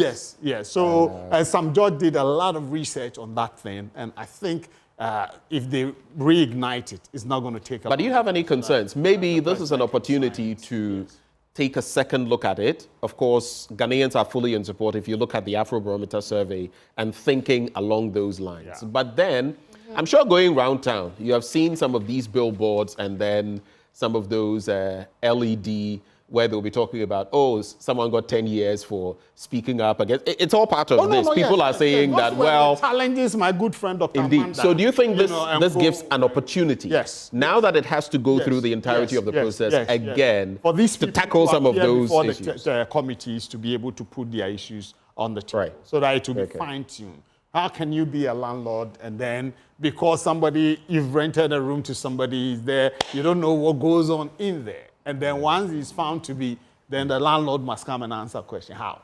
Okay. So for me, I mean, the last thing I'm going to bring to the fore is completely away from everything we've discussed. That will be my final issue. It has to do with fires. Fires. Yeah. Fires. Unusual fires. Market fires, all kinds of fires. And I mean, looking at what's happening in faraway California, some 24 people dead, property worth almost $150 million lost. I mean, it's been chaos. Yesterday, I was just following the BBC on that matter. Really sad. But I also loved how coordinated they were. You have the sheriff, you have this person, that person answering questions. Yeah. When it comes to us, some of the questions we have to answer. There are regions without a single fire tender. Regions. There are some places, even in the Greater Accra region, it will shock you to take a look because late last year, we conducted some of these, surveys and put things together. It is disastrous. I don't know what you think about the way forward in dealing with fires generally. There was a time where last year, somewhere in Jowulu, I passed by a certain place. And you know what was startling? It was a wooden structure. And you know that it burns very quickly and it could easily get into other structures. And I called and called and called. Apparently, someone had been fortunate enough to get through. And later, when I was returning, I saw that the fire service had showed up. But let's be honest, they are logistically constrained. There was a place, I've forgotten which one of the places, somewhere in the Ashanti region, I think, was burning recently, and people attacked the fire service for coming late. But we don't know some of the challenges they face. Any quick thoughts on those? And for me, it's a wrap. I'll start with you, George. Yeah, we are in the dry spell. The atmosphere is very dry, and people should be careful when they are handling fires. As we speak, I read Techima Markets was also gutted by fire. Our own Kantamanto and some others. The Kantamanto, there are conspiracy theories therein that is deliberate and all that. I believe fire service will do investigations and they'll give us the report. And then the equipping of the fire service is also very important. There are fire tenders and co, but as Ben said, some regions may have difficulty not even having. And the challenge of the fire tender getting there and there's no water. Hydrants. Yes, and all that. The fire hydrants and co. You know, sometimes people, the fire service made the accusations that people have put their kiosks and other things on where they have access to the water, you get it, in such areas. So we need to look at that and then clear all those people on the fire hydrants and co, and then the tenders to, if we need to get them, you know, if they've had problems, spoiled or something, repair them and put them on the road to support the people, because the season we are in is a dry season. And right. If you don't take care. And then the last one, the electrical appliances and co, we should be careful. Gas usage and all that. Last one, Ben. The cooking in the markets is one of the major causes. I hear the queen mothers and stuff warn people not to, but people will smuggle them in. Yes. And there are also illegal electricity connections. That one is. Those are prevalent. what that one is usually create and problems. so ECG must do constant auditing of those things and our major markets. Look at the millions of CDs of property lost. Shamima, quickly on that, very briefly. I mean, briefly, there are some concerns also about how oftentimes at the end of election cycles, we begin to report unusual numbers of market fires, specifically the Kantamanto, and I think is it Techiman that we woke up to the sad news. What this does is it destroys, you know, so many businesses and a lot of capital. A lot of these market women and a few men who operate in the market often take loans to, you know, do their trades. And so when these things happen, it's really very devastating to many, many families. And we are worried about how are these fires being started? Are these accidental fires or are these cases of arson? And I think this is where we require some investigations by the Ghana Police Service, detailed forensic investigation to determine whether or not these market fires that usually begin to happen at the end of, you know, election cycles are just accidents because there are one too many. Well, if they are not accidents, then of course we have to get to the bottom. If they are, then I think the Ghana police should do all of us a favor. I hope you've had that because there was also an arrest made in Kaswa over the weekend, if you saw it, of a young man who was apparently accosted because he was attempting to set fire in the Kaswa market. That is what, if our security is on top of matters, we should immediately we ought to be doing. And indeed, in respect of that, I would say for ordinary citizens, if you see something, say something, because this kind of damage is damage to the economy in general, and livelihoods are lost. I see your message, Jifa Adiku. Thank you for those kind words, Jifa. Lots of room for improvement. Sweetie? Well, thank you all so much for joining us, Shamima. And yes, time is up. Kind words for your own consumption alone? No, it's just someone welcoming me back. That's why I didn't want to. Right. Those who joined us for the conversation this morning, Shamima Muslim is a member of the NDC Communications. I'm wishing you. We are wrapping up this conversation. Shamima Muslim is a member of the NDC Communications team, and George AC is former communications director for NADMO. Thank you so much for joining us. Ben and I are really happy you guys joined us this morning. Yeah. But stay with us. There's so much more coming your Agenda way on the AM show. No. But for now, and then my seniors there. Seniors are in the system.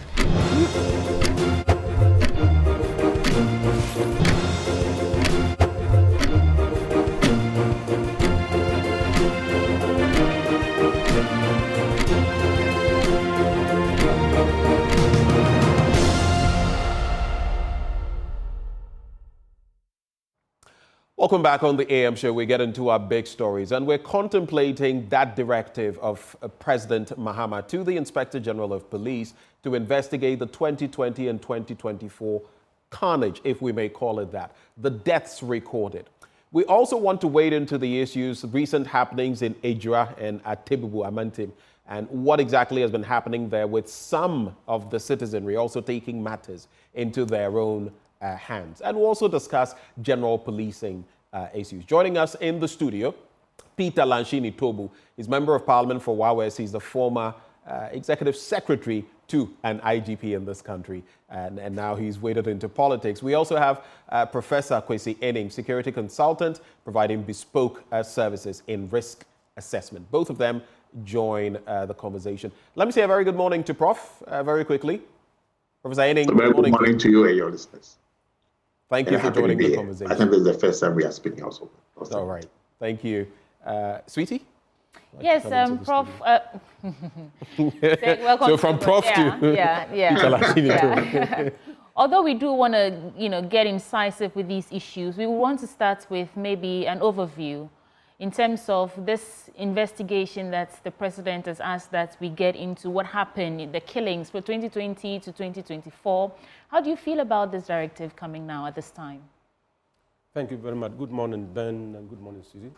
Let me also say good morning to my very good old friend, Professor Kwesi Ening. Good morning to His Excellency, the President of the Republic of Ghana, President John Dramani Mahama.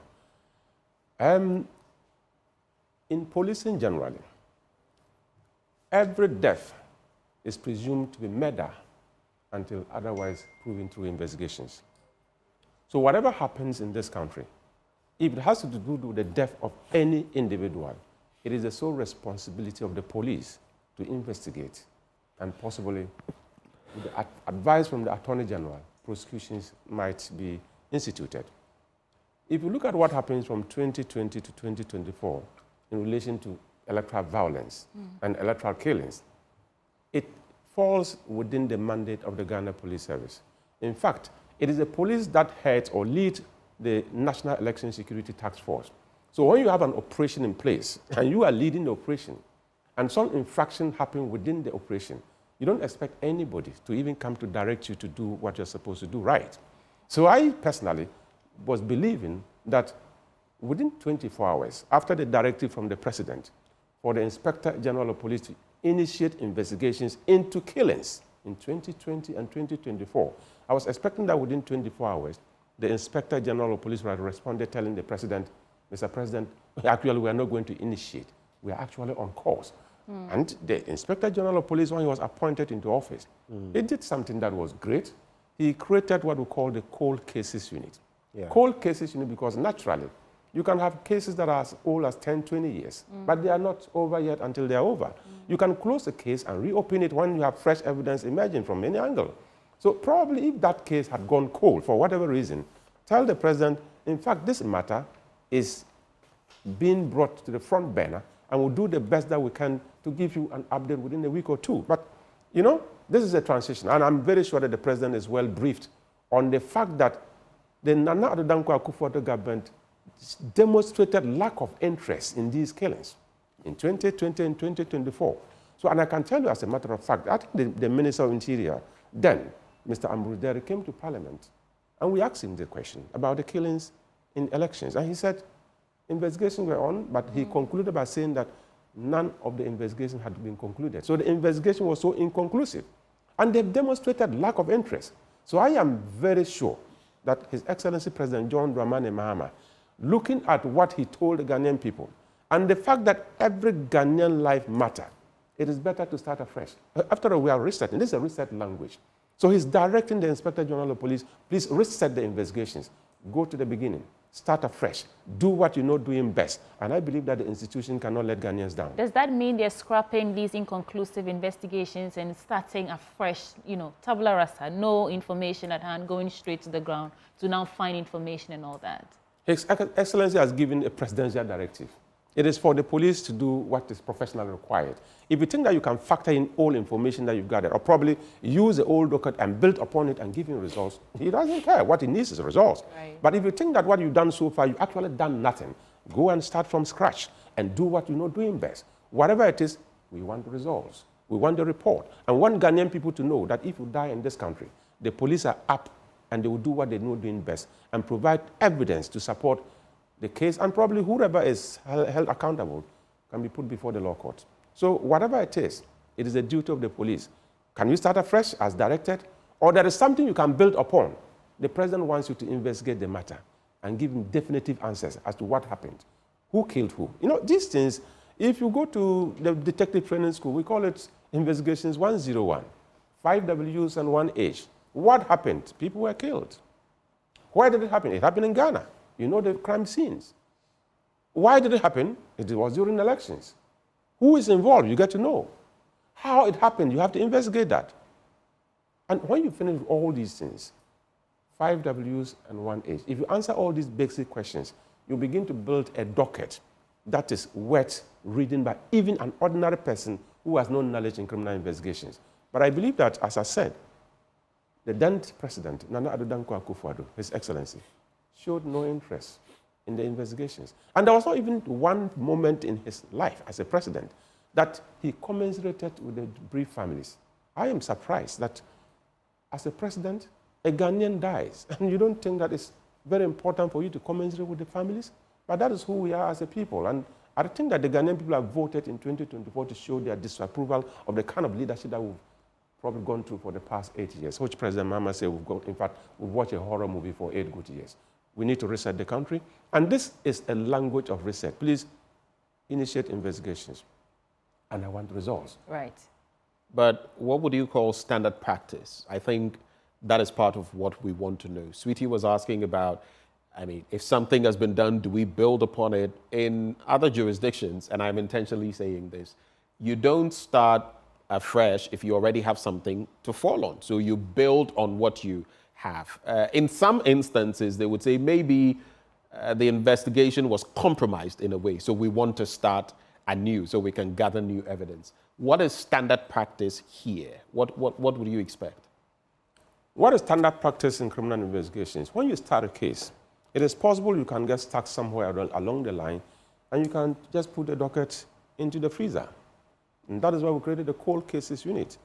That case can be there for a year or two, even 10 years. And when fresh evidence emerges, you reactivate the matter and build a new team to go around it. Probably the investigator had retired, but you get new investigators with fresh evidence, and they will reactivate that case and investigate it to the end.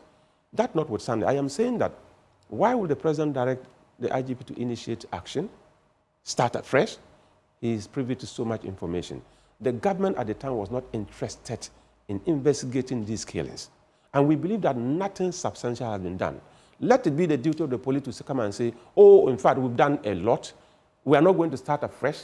We are going to continue from where we left off, but probably we are going to speed up. We're going to put more heat in this cold case and bring out more results.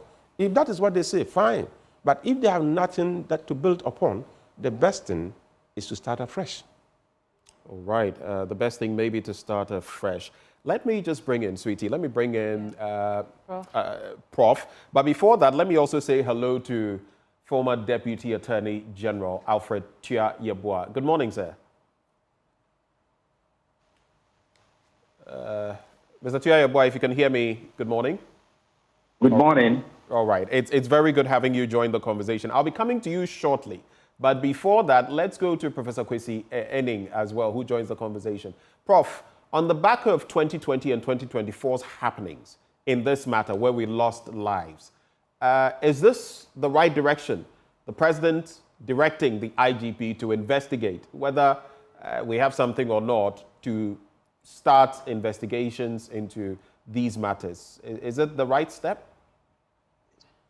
Well, it's the right step, and it speaks to the complaints and expectations of Ghanaians over the past 8 years. But the directive also opens up vistas and opportunities for how institutions must work. But let me say this, that I concur with Honorable Tobu 100%. If you read the directive, because the president and his team are aware of the cold cases unit, they've also directed that they use all the forensic tools and approaches available.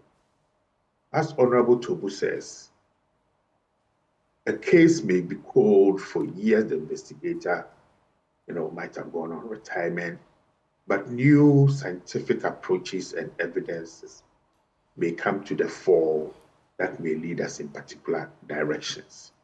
So on the technical side, probably that is all that I can say.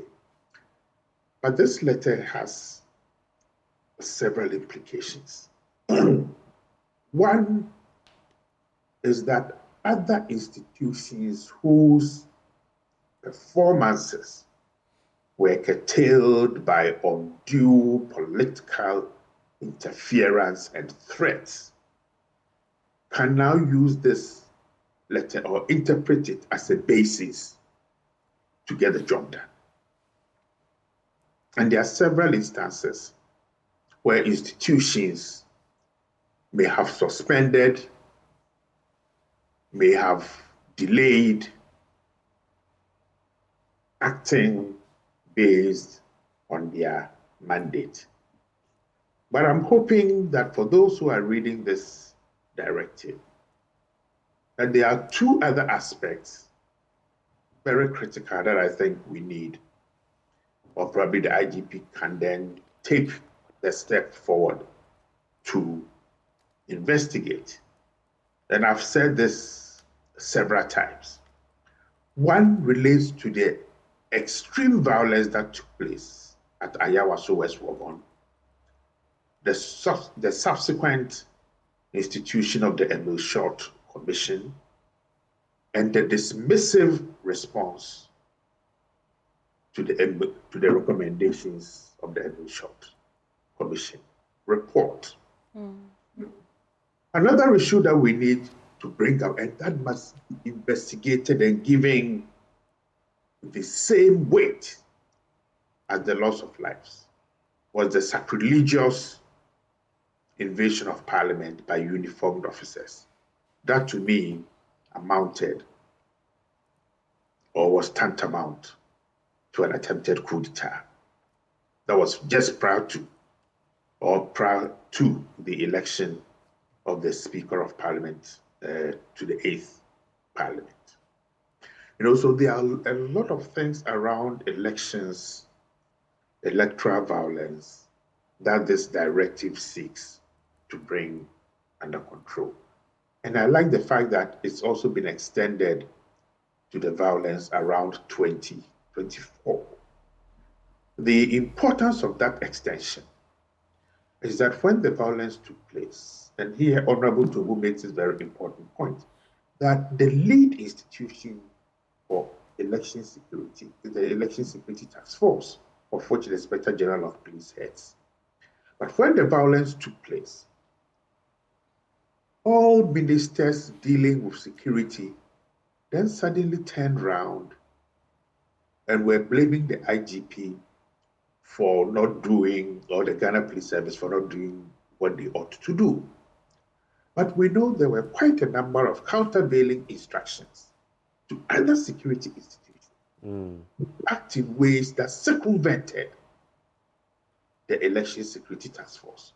So, and I think one of the clauses in there talks about how security agencies acted during election 2024.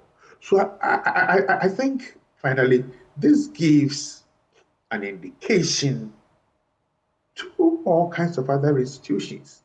Get up and be doing. You have your guidelines, you have your mandates, you have your vision and missions, deliver to the people of Ghana. But in a political circumstance where it is neither written nor said, but there are indications that we will not tolerate an institutional leader behaving in a particular way and getting the job done. Right. Then of course, people become frightened. But this hopefully will bring an end to the franchising of violence as an investment into getting into public office. So this is a problem. We have to move on to speak to the former Deputy AG, but a quick thought. For me, I may be the only person, it's not directly elections related, but the death of Ahmed Hussein Swale, it's another one of those cold cases. It may not be directly related, but is that something else that maybe the IGP should be looking into? Just a brief comment on that, and then we move. No, I think my point is clear. This directive basically says all institutions in Ghana funded and paid for by the taxpayers' money must do what they need to do. So murders elsewhere, court cases elsewhere, I mean, all cases that have basically been pushed under the table because of there are no logistics, there are no resources, we don't have manpower. The president is saying, get doing. Use what you've got to get the job done. All right. Let's speak to Mr. Akufo-Addo now. Thank you so much for joining us. Now, I know that as part of your responsibilities as Office of the Attorney General, although you're the deputy, you're supposed to be initiating and managing significant criminal cases on behalf of the state. These killings from 2020, and I might just add 2024, I believe, have come to your attention. What did you do about it? Thank you very much, my sister. Now, I agree with the comments by Prof. and then the Honourable Member of Parliament. When it comes to criminal matters, there's no limitation. And so if an incident happened 20 years ago, you can, at any point in time, go into it, investigate, and then come up with a line of action to be taken. With respect to the 2020 election-related deaths, the Ghana Police Service actually investigated the incident and are now proceed to itemize what they did. Now, if you take the incident at Sablugu. Mr. Akufo-Addo, we'd appreciate it if you could just speak up a little more for us. Thank you. Now, with respect to the incident at Sablugu, the police investigated the matter, came up with a docket. The AG's office in Tamale took up the matter. 2 individuals were arrested, statements taken from them, and then placed before a high court in Tamale. Now, the 2 individuals, if my memory serves right, are in the presence of Na Mohammed Ahmed and Honorable Abdullahi Idris. I think he was the member of parliament for Sablugu. I don't know whether he's still a member. This matter went to the High Court in Tamale. The state called witnesses to prove our case. In fact, the matter started on the 15th of December 2022. The prosecution closed this case on 5th April 2023. Then on 31st July 2023, pursuant to an application by counsel for the accused person that they did not have any case to answer, the High Court on this 31st of July 2023 acquitted and discharged the Honourable Member of Parliament for Sablugu. and ordered the other accused person to open his defense. Aggrieved by this decision, the state appealed against the ruling of the High Court. And this appeal was lodged at the Court of Appeal in Kumasi.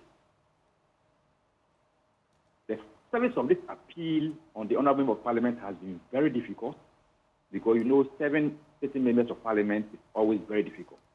And so what I can say is that that matter is live. And now it's pending at the High Court in Tamale as well as the Court of Appeal in Kumasi. So your suggestion is that even now, before the Court of Appeal, that matter is alive. It's still going through court processes. Exactly. It's alive because the first accused person is supposed to open his defense in that matter. And my checks revealed that, in fact, he mounted the box, but before he could do so, he fell ill. And on health grounds, the matter was adjourned. Now, on the second case... So this is specifically on the Savelugu incident? Yes, on the Savelugu incident. Okay. So I'm coming to the second one, the Rududio matter. In this particular case also, investigations were conducted by the police, CID. Some people were arrested. Caution statements were taken from them. And eventually, some people were charged. And if I'm not mistaken, 3 individuals were charged for the murder of those persons in that constituency. And you have a person, someone with the name Mau Nyakun. Then you have another Fine Godfred, and then another police officer. 3. The case, as we speak, is pending at Criminal Court 1, Accra, for trial. In fact, trial in this case resumed. If I not say resumed, commenced in December 2024. December 2024? Yes. Just past month, okay. Yes, and the last day, because in case of murder, you have to do the committal proceedings. That's what I've just jumped it. Committal proceedings, that matter was done at District Court in Accra, Jabin Court. Then they were committed to the High Court to stand trial. And the last day that they were in court was on the 2nd of December 2024. So that matter is also alive and is in court. Now the third one, which is the Techiman incident, Techiman South incident. Investigations were conducted into this matter by the police CID. A docket was forwarded to the AG's office in Sunyane. Our office in Sunyane perused through the docket and offered an opinion. And the opinion they offered was to the effect that there was not enough evidence on the docket warrant the state to charge any of the persons named as suspects. But in furtherance of that, the AG's office directed the police to do further investigations into certain aspects of the matter in order to arrive at a conclusive decision on the matter. And some of the areas we looked at, because all the people, all the security officers who were invited and interrogated, they denied shooting to kill those people. The fact of the fact that people were shot is something that nobody can contest it. The fact that people were killed, nobody can contest it. But the issue is who shot and who killed.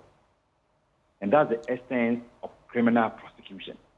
You should be able to get evidence linking an individual to a specific act, leading to the death of an individual.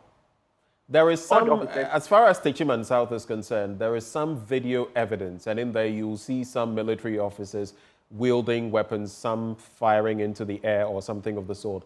Did you come across this evidence as well? Were those people interrogated? All the officers who were there on that day were invited and questioned. It is true that people were shooting into the air and others, but it takes a bullet to kill an individual. And so, who among these officers killed? Maybe victim A, victim B, or victim C? The answer to this will be unraveled. I mean, it is possible to get a ballistic report after examining the body, the bullets that were picked. You can get a ballistic expert who examined the bullet that killed any of the victims and trace it to which police officer was within or was using that kind of ammunition. So these are the things that we directed the police to do. So that at the end of the day, you can get a solid docket and mount prosecution of this matter in court. After 7 January 2025, at the time that we left office, they have not received the update on that matter. And so I'm for it. We are for it. This matter needs to be thoroughly investigated further. And even the other two, Rodiodio and then Stabulugu.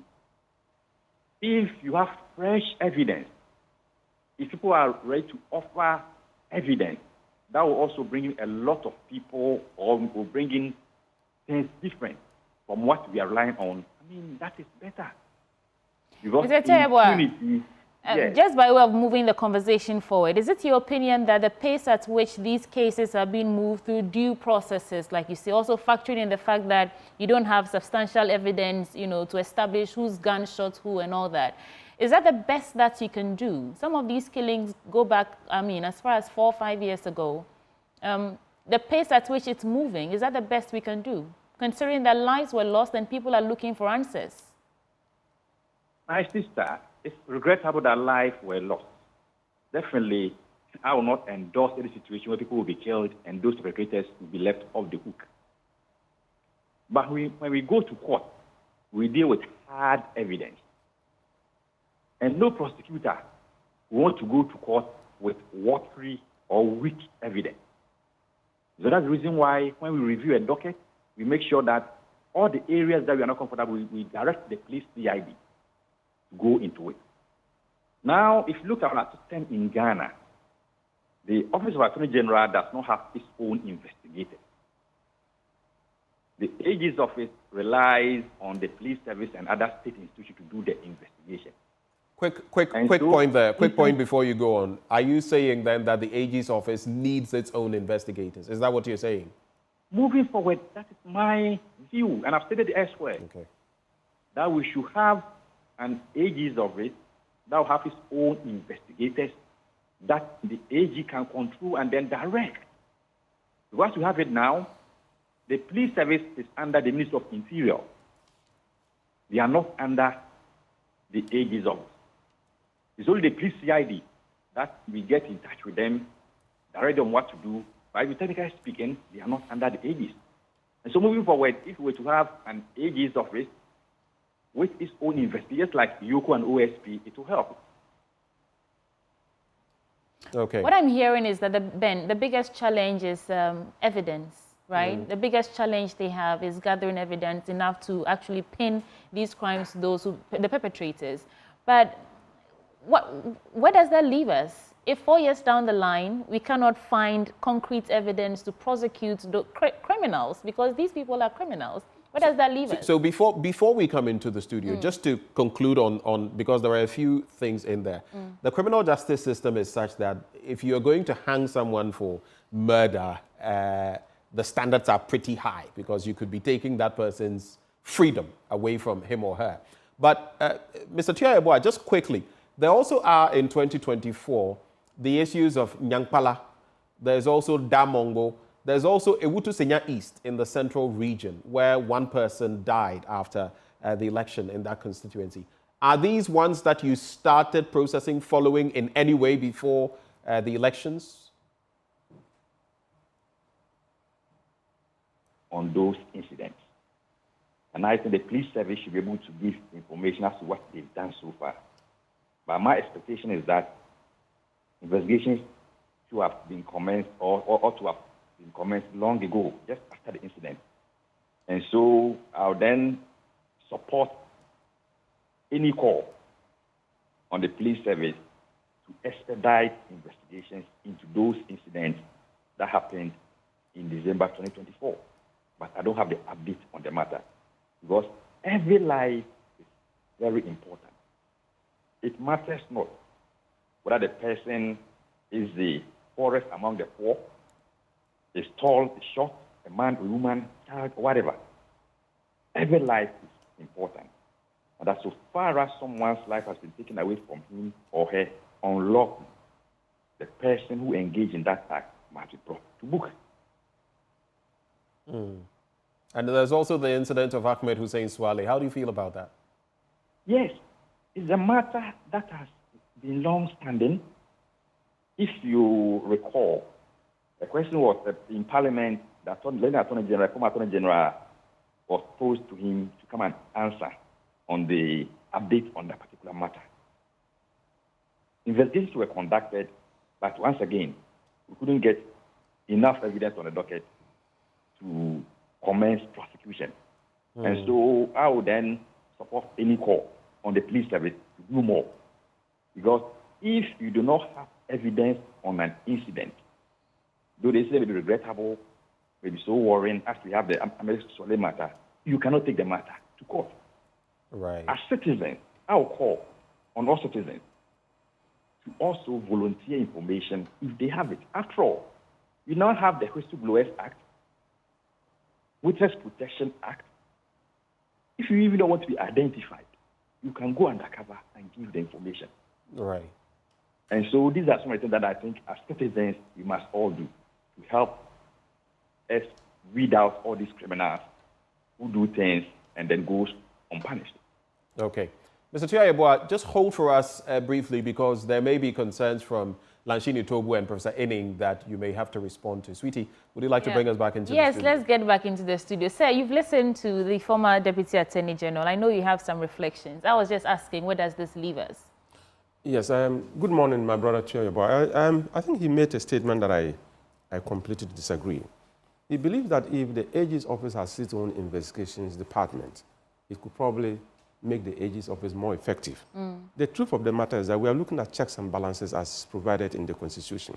Within the criminal justice system, the police has the responsibility to investigate. And of course, if the investigations are bad, prosecutions will never be successful, or probably you go to court and you are embarrassed because the docket is bad. And sometimes they return dockets to the police to do a better job. But that notwithstanding... So you agree that sometimes the police fails to do a thorough job? Exactly. It is a question of the competence or capacity of the Criminal Investigations Department of the Ghana Police Service.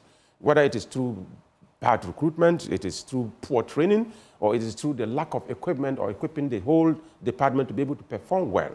But we should begin to look at the separation of powers and agree that when you look at checks and balances, if the police are more effective and they are even taken away from prosecution, I don't even like the idea of police prosecuting.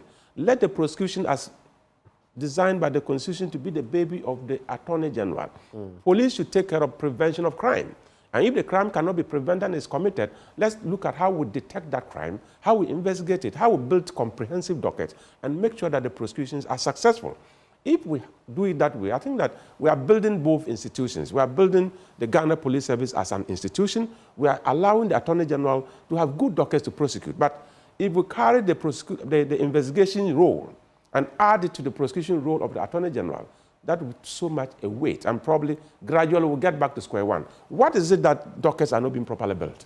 What is it that investigations are not properly done? Let's go to the details and look at what we can do to make sure that the Criminal Investigation Department of the Ghana Police Service is a top-notch one.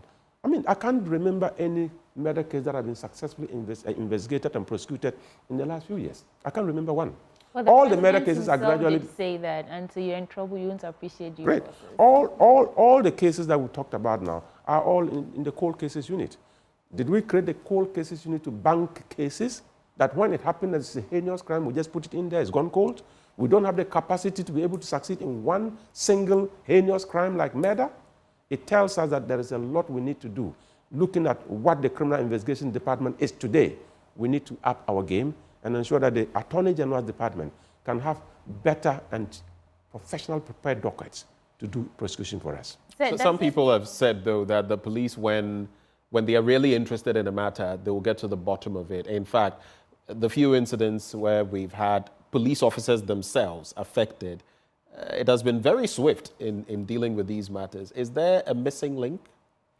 I'm sure all of us know that if a case happened within a particular regime and the police are not working well, as look at what happened in Ayawaso West Wogon, you ask everybody and nobody seems to be interested. You ask the commissioner CID and says, oh, we've not gotten anybody arrested yet. Techman Sab, we've not gotten anybody arrested yet. Probably it is the politicization of these institutions that is gradually weakening their professional competence.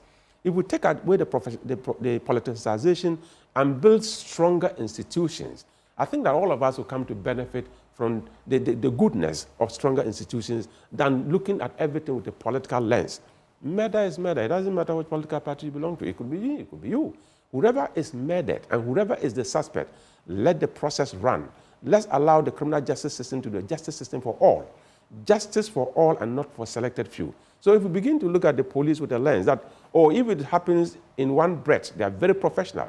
If it happens in the other breath, they are not so serious, to say the least. What it means, let's go and question them. What is the secret behind this? Do you really have what it takes to investigate these kinds of murders and you are not doing it? Okay, government has changed. It is no longer the MPP government that is in power. This is an NDC government. What you couldn't do, if you can do it, let's see how you can do it. Is it that you are really incapacitated because of certain things, or you are really incapacitated because of political leanings? Let's look at what they can do now. But I want to believe that we should cap it by saying, let's look at equipping and capacitating the Ghana Police Service to do what they know doing best, occupying that space with the mandate given to them by the Constitution to do their work right. And I think that the Ministry of Justice and Attorney General Department will be able to collaborate, and Ghana will be a very peaceful place, that criminals will no longer have a place to hide. Does that feed into the narrative of Mr. Tuayebwa that it's just a matter of evidence? So the Ghana Police Service does not have, they are not well equipped to gather evidence so that we can actually prosecute those who perpetrate these crimes. You were there. I mean, what's your experience of it? Are there gaps in there that really need our attention in order for us to actually get evidence and prosecute criminals? The Ghana Police Service, like the Constitution, is a living institution. And crime is so fluid, so dynamic to the point that what used to happen in the 1970s or in the 80s, the crimes that you could to investigate so swiftly. These days, the criminals have gone so much ahead that the police need to up their game and back up their systems to be able to catch up. Crime has become more complicated. Crime has become more scientific. And the police must also become so scientific. The police must become a bit academic. The police must become a bit collaborative, getting people involved in criminal investigation. It's not just about policing is something that is for the society, it's for the community. So if you are investigating crime, you talk about inclusiveness. Let people get involved. And if people get involved, there are a lot of people who are not even police officers, but they have so much knowledge in areas that you can tap into and unravel mystery that will shock you. So I will encourage the police to open up. And at least in recruiting, let's look at technical expertise. Let's look at competence. And let's look at how we can beef up the capacity of the Ghana Police Service in the area of the human resource. And we begin to look at the technical aspect. What do we need to be able to make the forensic laboratory up to date? What do we need? Do we need machines? What kind of machines do you require? That if you go and you are talking about ballistic testing, okay? Or you are looking at poison, or probably you go in there and say, oh no, I'm looking at DNA. Do we have what it takes to be able to go in there and get all these results? The scientific nature of policing in the 21st century is what every police institution is looking at. But okay. I believe that as we move forward, the Ghana Police Service, they have to sing their own song. If you think that you don't have the capacity to do something because of some technical reasons, let us know, and we'll be able to support you. Quick points, very briefly, so we go to Prof and come back to Mr. Tuayebwa. You've mentioned ballistic testing as one of the many things, DNA testing among others. You also mentioned Techiman South. Very quickly, that has gone cold for a while, all the way from how many years ago? And if the police were to reinitiate that investigation, where would they start from? Looking at what Tuayebwa, listening to what Alfred Tuayebwa said about the fact that they were even impeded, and up to a point, they had to stop because they didn't have what it took in the docket. Where would you start from when it comes to Techiman South? Great. If you look at what happened in Techiman South, This is an operation. In fact, it was not just a crime in vacuum. There was an operation led by the police, National Election Security Task Force. It was during elections. So when you are doing an operational order, there are some anticipations in that order that people will come together. There will be a crowd.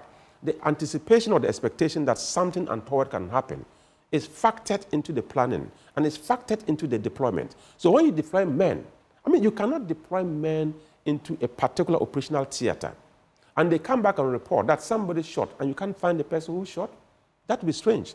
If an intruder gets into the theater and shoots, it is the duty of the commander in charge of that particular theater to identify the intruder and deal with the intruder. If you are not able to identify the intruder, probably it is one of your men. If it's not one of your men, but you'll be held accountable. You see, accountability is so high when you have very strict command and control structures. You have deployed 50 men to Techiman South. Somebody is in charge of command. Something untoward happened. It is the duty of the person to write to explain to you how it happened and the suspicions around. If it is not one of his men, it could be somebody else. And who could that person be? It is the commander in charge of that operation who will guide the police investigations to be able to unravel the mystery. But you don't come saying that, oh, we don't know who did this. But somebody was in charge of the operations. And there were some expectations that something like that could happen. So what were you doing? If you can't, probably criminally, if you cannot even investigate, administratively, somebody should be held accountable. And the police should learn to give progress report to the Ghanaian people as to what they do. Transparency is part of modern policing. And if you're able to go that way, I'm telling you, all of us will be happy. Whatever it is, we can reconstruct the scene. In criminal investigation, it's possible to reconstruct the scene. When you reconstruct the scene, go back to details and track how it happened. Gradually, you'll begin to see that, oh, probably you missed some point in the beginning. Okay, all right. Interesting points there, Prof. Of course, that's why I brought in ballistics. Did someone discharge a gun? Did they all come with their bullets intact? What happened? These are all questions that we could answer. But following from what the former Deputy Attorney General, Afriyie said, do you have any concerns about why we are where we are with these cold cases, Prof?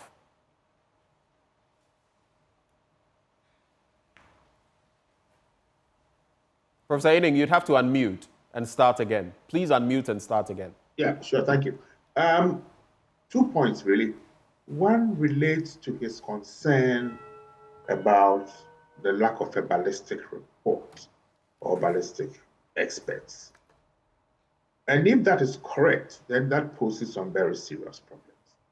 If we take the last 20 years or so, firearms-related crimes in Ghana have been on an upward trend. So if either the police service or the state itself is unwilling or has not invested in our institutional capacity to do ballistic tests, then that is a major problem, a truly major and unacceptable challenge. And therein lies the point made in this directive that I find very useful for the IGP to go back and use all the forensic methodologies that are available to try to unravel these deaths, because they cannot be kept hanging. Recreating a crime scene is so important in refreshing people's memories around what happened, what they may have seen and forgotten, And so there are multiple methodologies that can be used to recreate this scene. Finally, is the issue around public communication. I mean, Afriyie has provided some insights this morning that I think the generality of the Ghanaian public are totally clueless about. The information he has provided this morning, whether it to be the public domain, does not negatively impact the course of justice, but at least it assuages people's sense that they've been left all alone by the state, that the state is uncaring. So there are multiple things that this new investigation can and must do. First, it's about the public information, the consistent,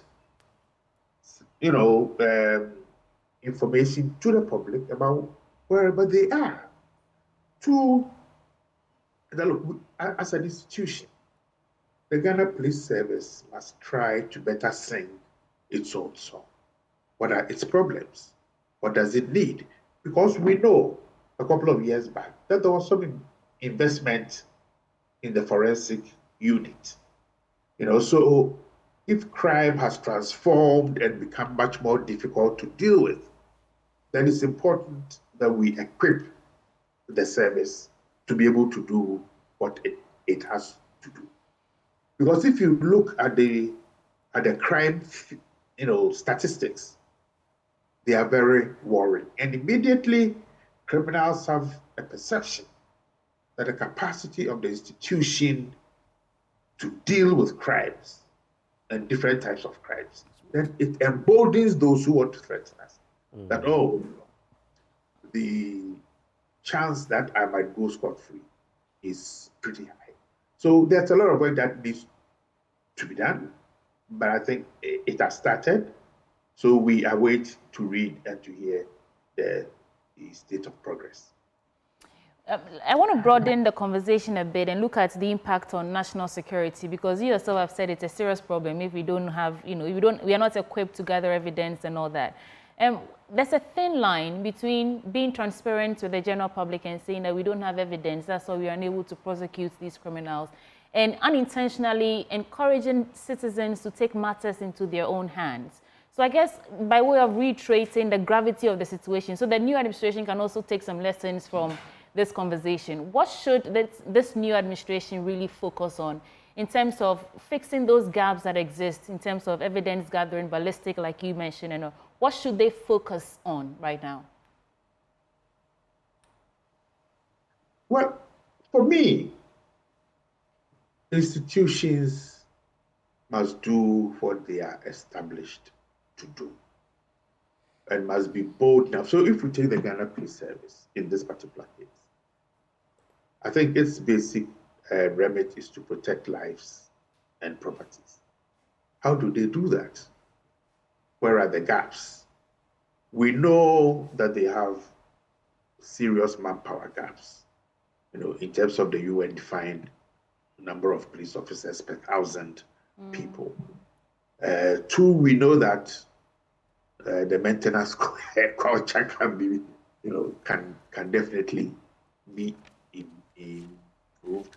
We are talking about issues of forensics and ballistics, so they know what their problems are. I think in terms of the communication, the last 18 months, they've been fairly good in issuing press releases, press statements, and all that. That keeps us abreast with what they are doing.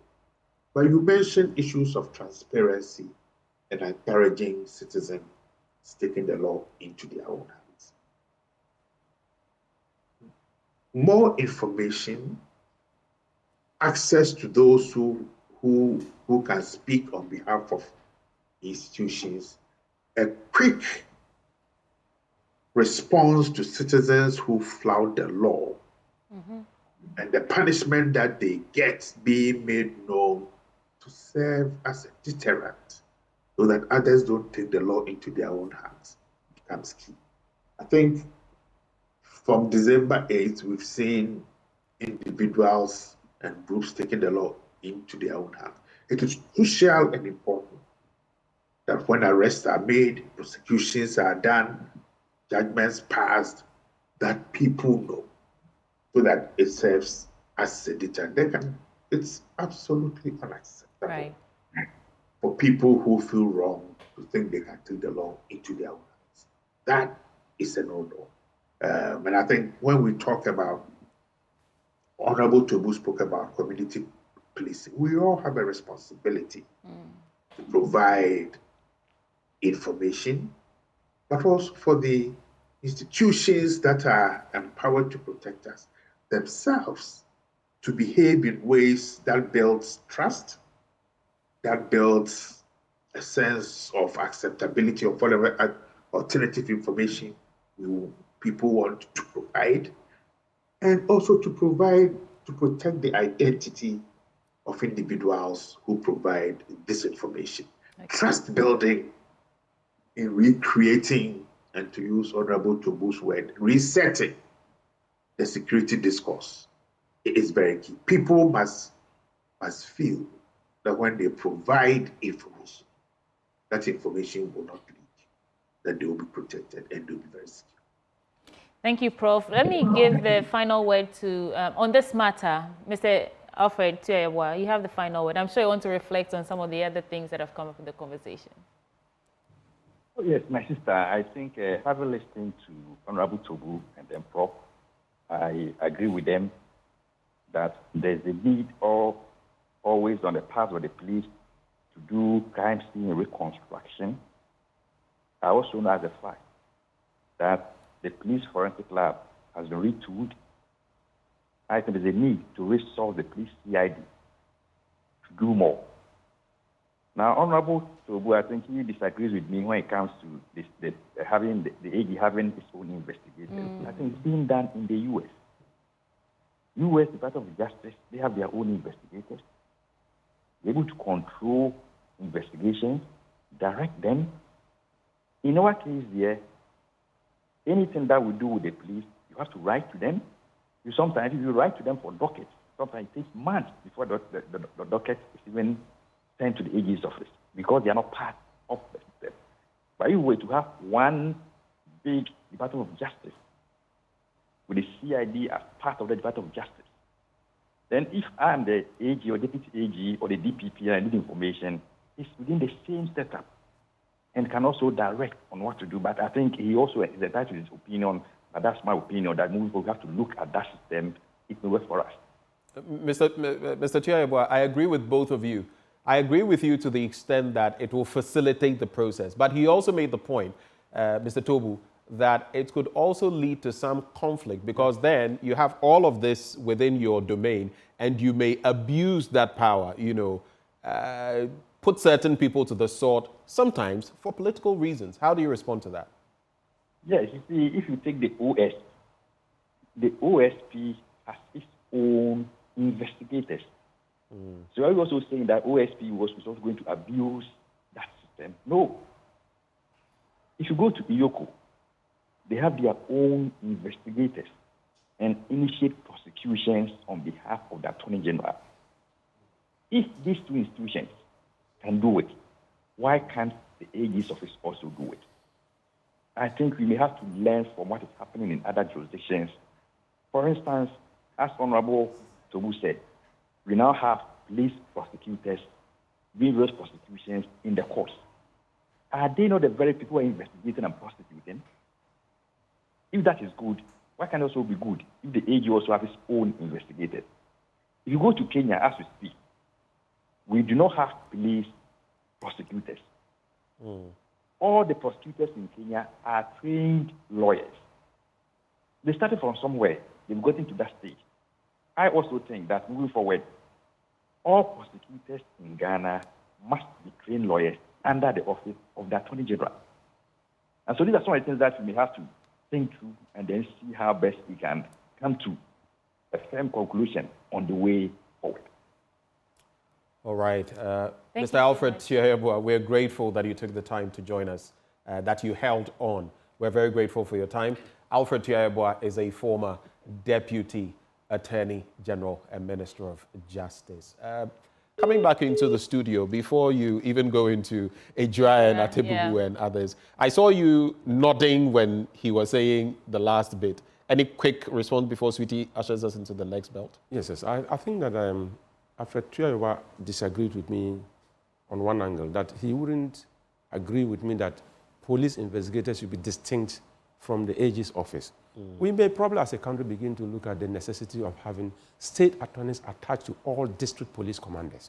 If that happens, right from the district level, you have legal advice on how to proceed with a particular case.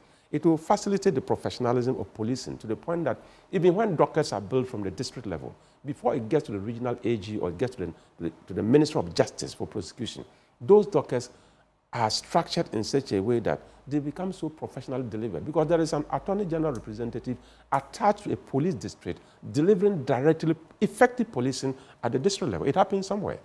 So if he says that he doesn't agree with me on that angle, I think that we can judge and finally find a middle ground. I also saw you nodding on when he said that prosecutors ought to be lawyers. Yes, it's a good thing, because we are looking for professionalism. We are looking for the best. If prosecutors ought to be lawyers, I will tell you, all prosecutors should just belong to the Attorney General Department as enshrined in the Constitution. There is something I want to say quickly. You see, when you are looking at the whole criminal justice system, people begin to look at the activator of the criminal justice system, which is the police. And when you activate a particular matter, crime is activated and investigated by the police. It moves to the court. From the court, it goes to the prisons. Nobody is talking about what we call recidivism. How many people return to prison all of a sudden? People come out of a prison within a year, they are back to prison. Recycled prisoners. And if we don't take care of what happened in prison, that is why we are thinking about changing the psychology of prison in Ghana. Instead of prisons, we say we want to change it to corrections. Let our prisons be places that will go to correct human beings so that they become relevant to our national development. So if you look at what happens in prisons, and the fact that people are serving their prison sentences, they come out and within a year, they want to go back because they feel very comfortable in prisons. Life in prison is better to them than living outside. And why did they go back? They have to commit crime to go back. And we call it recidivism. If we're able to stop that and gradually allow the police to be more preventive in their thinking, we'll be doing a lot of good to this country. Talking about the police and doing good in this country, I was just saying that there's that thin line between, trusting the public institutions to do the work and citizens taking matters into their own hands. That's what's happening in Ejura and Atebubu. Looks like civilians have taken matters into their own hands. And I want to say that it's because there's a breakdown in trust, right? They don't trust the police to do the work that they're mandated to do for us. But I want to take a quick reflection on what's happening over there. So far, we know that they've raised the police station at Ejura to the ground. They've set the place ablaze.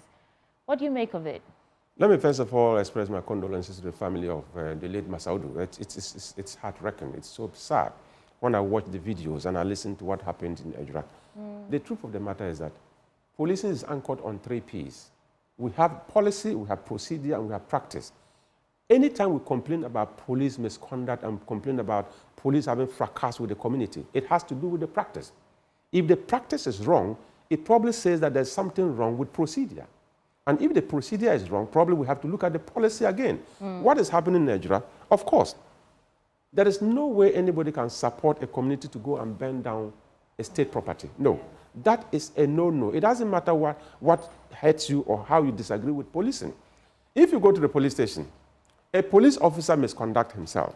There are procedures to ensure that that particular police officer is punished.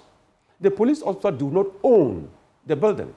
In fact, all the police officers in Ejura, they don't own the police building. The police building is for the state. So when you go to destroy that building, in fact, you are infringing pain on the nation that you belong to. In fact, you are hurting yourself because it is your own money they use to construct that. If it is the police officer who have misconducted himself, there are rules and regulations within policing to deal with misconduct because we anticipated that if you have about 50,000 people and 100 of them are untoward, in Tripoli, say Fibia Mensawum. If you have 100 bad police officers among the 50,000 police officers, of course, all we have to do as a community is to be able to put our heads together, collaborate with the police, so that we can smoke out these bad ones to continue to give the police a very positive image. But what happened in Nigeria is sad. How can you, as a police officer yourself, detain somebody? The arrest procedure is simple. Miranda rules. Tell the person in language that understands the crime he has committed. Tell the person his right. You have a right to a counsel. Tell the person to inform his family. Oh, I'm being detained at this particular police station. In the night when he was being conveyed, the disease was being conveyed at the time to the hospital, you could call a family member. This is what is happening to your brother. This is what is happening to your son. This is what is happening to your husband. And we are quickly conveying him to this particular hospital. A family member could meet you there.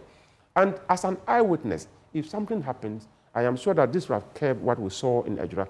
Transparency is important in policing. Building trust is important in policing. But above all, provide policing to a particular community with that particular community style. Community policing is very key.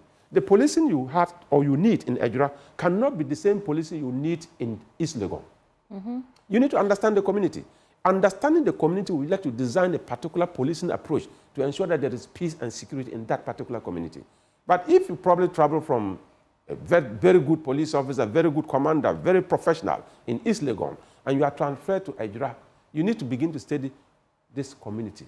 The community has its own unique characteristics. If you understand it, and I can remember one police officer, ACP retired Mr. Nuhu Jango. Senior, if wherever you are watching me, I'm so grateful for the job that you've done for the Ghana Police Service before you retired. He was transferred to become the commander of the police service in. So I think that's an Mr. Tobu, just hold for me. Let me bring in Prof on this matter as well, because guess what? In Ejura, for example, this is not the first time we are seeing some incidents. I mean, in the Ashanti region, we had those 7 youth who were killed some time back. Then you can go back to 2021, the issue of Ibrahim Mohammed, a.k.a. Kaka Machu, also in Ejura, and now we are here in this situation one more time. Like Peter Lanshini Tobu has been saying, it appears if you're going to police, what you may put in place, the structures in, let's say, East Legon, may not what you may need in Ejura. What are the dynamics you see there as of now that maybe we are not paying attention to? Well, I think Honorable Tobu's point about context-specific policing is very key. And your point about what has been happening in Nigeria are very important. Do you remember when the youth clashed with the police, leading to the death of a couple of people? That resulted in a commission of inquiry of sorts, if I remember, that sat in Kumasi and brought out a report, which I haven't seen.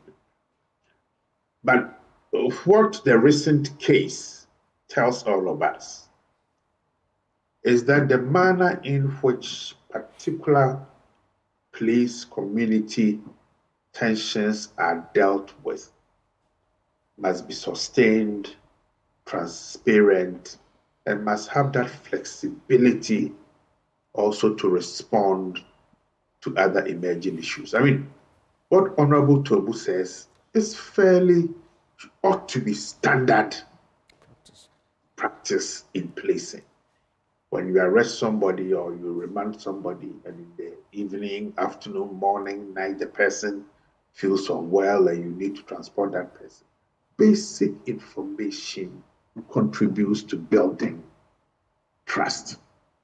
And when trust breaks down, because the police are perceived to represent the state, then even their infrastructure, the buildings particularly, are then attacked, their vehicles set ablaze, as an outpouring of the frustration of the community. This is very unfortunate. And these failures ought not to repeat themselves. Because when the Ejura case happened, was it in 21 or so, the response was to ask the COVID response team to go in. A couple of people were shot. The committee was set up, the 3-member committee was set up. But it doesn't seem to have changed anything. The community has not learned from the clashes and from the loss of lives and property. Certainly, the frontline policing approaches have not improved in terms of providing information, dialoguing with the community, and dialoguing with those who are involved. The question now becomes, to what extent can we learn from these situations? Because look, the demographics have changed so much. The frustrations are deepening by the hour. The intolerance of the youth to be pushed around is zero. Their willingness to fight back is very high. So we are looking in appointing people to sensitive jurisdictions who have the capacity to listen, to mediate, to negotiate, and to douse these tensions. Any old style expression of officialdom, here I come, I have power, I can order you about, will simply not work.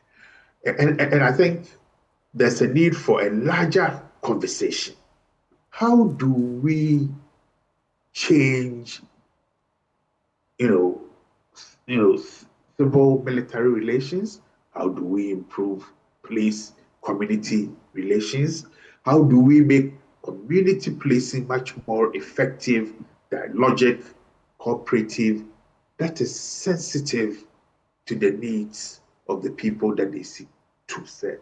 Otherwise, unfortunately, we are going to see a lot of this. I have given this government between 9 months to 12 months to be seen to be tackling and dealing with the low-hanging insecurities or the low-hanging fruits relating to insecurity and violence. Otherwise, what we are seeing after 9 months will start becoming the norm, because the frustrations are deep, the mistrust of the state and its institutions present, and our capacity to listen and resolve these problems very weak. So, and I said this when it blew up in 21, that it is going to be symptomatic of how the youth will respond to the state and its representatives. And we still do not seem to have led. Right. Prof and Mr. Tobu, we're going to wrap up in the next 4 or so minutes on our final issue. If you recall, in 2021, after that committee had been set up, the family called its report and the work done disgraceful. So it means there are still simmering issues that we've not addressed. But sweetie, would you like to take us to the Bono? Unlike Ejura, where the residents are even rejecting an autopsy and alleging police brutality, the case is different in Atebubu, Amantine. They are saying that the police are looking on while armed robbers are destroying their livelihoods. Indeed. And that's what's resulted in, beg your pardon, the violence we saw there as well. But you were in the middle of making a point on Nigeria. Maybe you can add the bit about Amantine to it and then we can... And for the sake of time, it would have to be very brief. Yes, I was just saying that effective policing comes with collaboration with communities. Community policing is one of the policing strategies that can enhance crime control. What is happening in Nigeria and many other places, Nigeria should be treated as a unique community. We need to understand the characteristics of Nigeria and design a policing style that will fit. And let the people of Nigeria understand that the police you find there are our police. The Ghana police service, they belong to us. The police also appreciate that they go there to provide a service. If you have a force mentality, police force has been changed many years ago. Since 1975, it's not a police service. If you say you have a force mentality, you will not be able to fit in communities like that. Have a service mentality, and I was mentioning Nuhu Jango, Assistant Commissioner of Police, retired. He was deployed to Nema as a commander. He did fantastically well. Nema was a very beautiful place under his command. Police need to up their game, build public-police relationship, and decentralize public relations to even the district level. The police service should decentralize public relations to the district level and ensure that people appreciate what the police does. Transparency, trust will be built back, and then gradually information flow will be easier. Because what is happening in Atuba Mountain, people who are robbing are human beings, and the people they rob, they're also human beings. And people get to know who is who. But sometimes they are even afraid to go and provide information to the police. So if you build back that trust, you can go and do the robbery. But they will give you 24 hours, 48 hours. Wherever you go, people will give information and you'll be picked up and dealt with. And when we're able to deal with such people, it will reduce impunity, and gradually this country will be back to a very peaceful track. How do we manage conflict resolution between police and civilians, like we saw in these two places? What do we need to do? We just need to appreciate the fact that I am serving the community. And if they don't trust me, whatever I do will not be taken. And of course, I also look at my professionalism. Police say service with integrity. If you are really serving with integrity, and you are very professional, you will attract the love of the community, and gradually the degree of suspicion that we observe in this relationship will disappear. So it's all about trust, it's all about building your integrity, it's all about being professional, and gradually the public that you are serving will trust that, oh yes, he is here to serve us, not to lord it over us, and not to bully us, and not to brutalize us. And gradually the public will say, this is our police, our beloved police, and every caller will actually become a potential ally. More to the point I was trying to get from you, though, how do we rebuild trust? Because this is a breakdown of trust. This is a result of the people not trusting these institutions enough to, deliver on these mandates. So how do we rebuild trust that has already been broken? You cannot rebuild trust using the same variables. The police who are in Ejura, for example, if you want to rebuild trust, you need to change the face of the police. Probably you need to take the commander away. Somebody needs to go in there and build a relationship between the two institutions, the community and the police, using new faces. And particularly, it wasn't for nothing that they recommended that the commander in the Ejura case in the past was supposed to be moved away. Because when you bring in a new face, and you train this new face to appreciate the fact this is a new community, it has some unique characteristics, study it properly, and probably present a different picture to the community, they'll begin to appreciate you. After all, we are all human beings. If you have 10 police officers and one appear to be bad, it doesn't mean that the 9 will also be bad. Just change and let the person go with a change mentality. And gradually, you begin to see that what I'm doing is different from what you experienced in the past. The trust will begin to come back slowly. And the community also, you have to use community leaders. I mean, if you go to Nima, for instance, as I was telling you, during the time of Nuhu Jango, if somebody commits a crime, Nuhu Jango doesn't go to Nima to arrest anybody. He just call 1 or 2 people and they will bring the person. Because they trusted him that he was going to do what was right. Building trust is anchored on being professional. Thank you so much. Should we give the final word to Prof? Prof, in about 1 minute or less, let me get a wrap of your thoughts for us. I think I agree with Honorable Tobu. It's about trust building, recognizing that mistakes have been made, that we take responsibility for those mistakes, but we are also willing to bring about change. That context specificity, knowing the community that you are serving, talking to those who matter, and then creating channels and opportunities for communication and frequent meetings will reduce all these tensions and hopefully build a stable, functional society that we are all looking for. Thank you so much, Prof. Those who join us for the conversation in studio, we had Peter Lancheni Tobu. He's Member of Parliament for Wa West, and of course via Zoom, Professor Akufo-Addo, a security consultant. We also spoke to former Deputy Attorney General Alfred Yeboah, and helping us to put these security matters in perspective. Ben, what's coming up next? When we return, if there were to be a fire in your community, would the fire service have what it takes to actually douse that fire? Recently, there was a Techiman Market incident, and we know that there were no fire tenders to douse the flames. But the Ghana National Fire Service has had its own rebuttal. They are saying their firefighting capacity is impeded. Their hands are tied. It's difficult dealing with the situation. When we return, we'll delve into that issue with some specifics on what the logistical constraints are for the Ghana National Fire Service and how we can cure this menace of frequent fires. That conversation after the break. Do stay.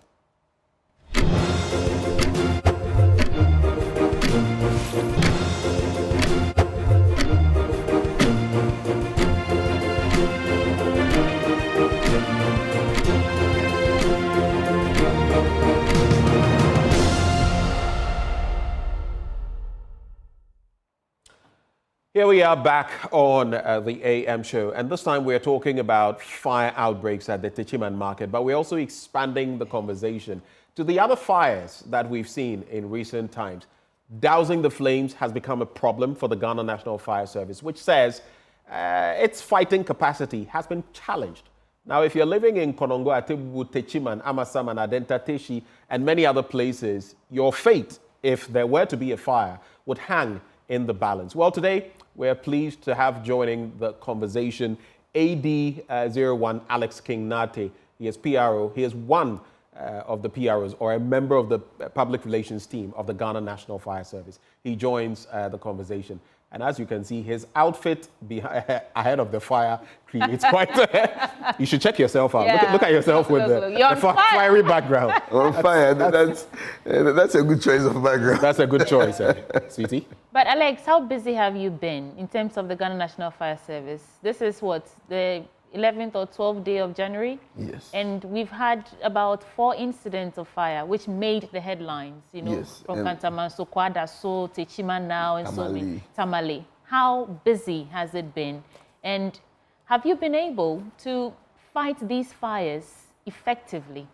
Okay, so I like the fact that he said that's made the headlines, because there's been many other fires. Yes. You know, yesterday like this. In fact, I do see your post on Facebook. Exactly. I know there's so many other fires that don't make the waves. You know, so many other fires. Yesterday there was a major fire at Nana Krum, very big fire. Mamprobi. We had to go for 2 separate fires within Mamprobi. Someone's car got bent at Kaswa. Oh. There was an accident that we attended to on the motorway. 2 people lost their lives. So it's been, we are very busy. Contrary to what people think, we get very busy, and it's always about there's never been a time we've never been able to extinguish a fire. We always extinguish a fire, just that with the needed or the enhanced tools, we should be able to, you know, extinguish it much earlier or much easily. Or much easier. Yeah. But then there's never been any time that we are not able to extinguish a fire. Right. And so I know Ben will take us more incisive to talk about the hydrants and the tenders and the lack thereof and all that. But the question I want to ask is the increased number of incidents of fire we're seeing as a result of the weather? Because I was telling Ben this morning that it's not even as dry as it used to be. I mean, during the Harmattan season. So what's happening there? Why are we seeing so many incidents of fires?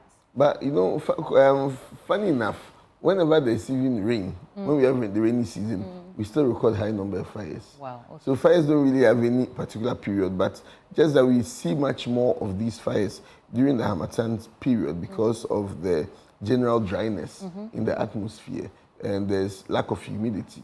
You realize that probably a leaf that would have been moist, you know, and would have been resistant to fire, would otherwise be quite dry and will be susceptible to fires, you know. And so coupled with negligence on the part of people, and then also for blatant disregard for fire safety protocols, and even blatant disregard for our safety officers who go around to have education with people.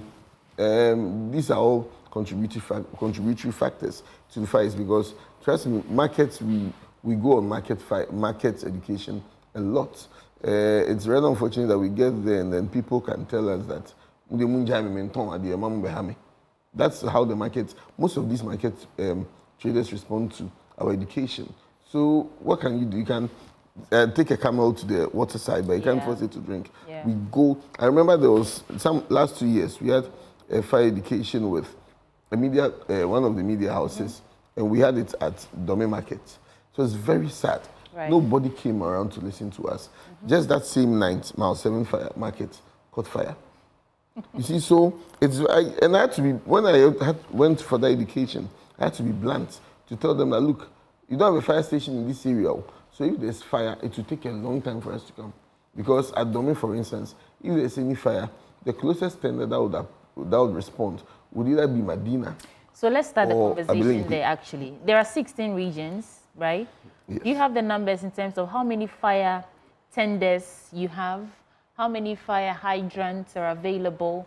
How are they distributed across the various districts and communities and regions, in fact? Let's start the conversation there.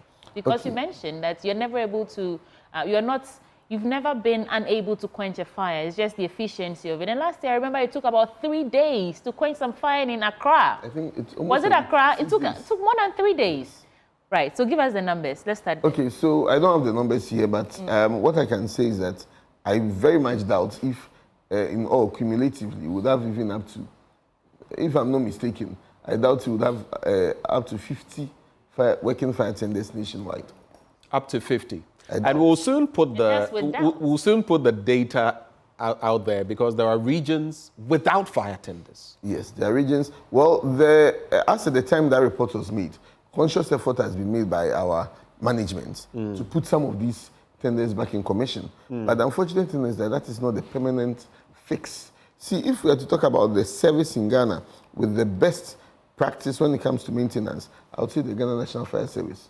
Because for years, we haven't received any fire tender, or it's been a long time, we didn't heard of any donation or presentation to the Ghana National Fire Service. Yet you see our appliances and our vehicles on the road because we have the best, maintenance, and that is not the best.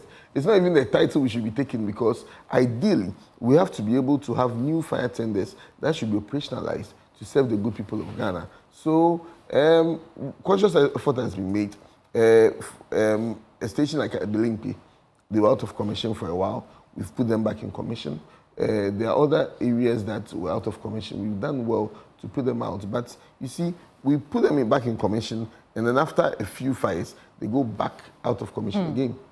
At Siman, for instance, they were in commission. They went for a fire over the weekend.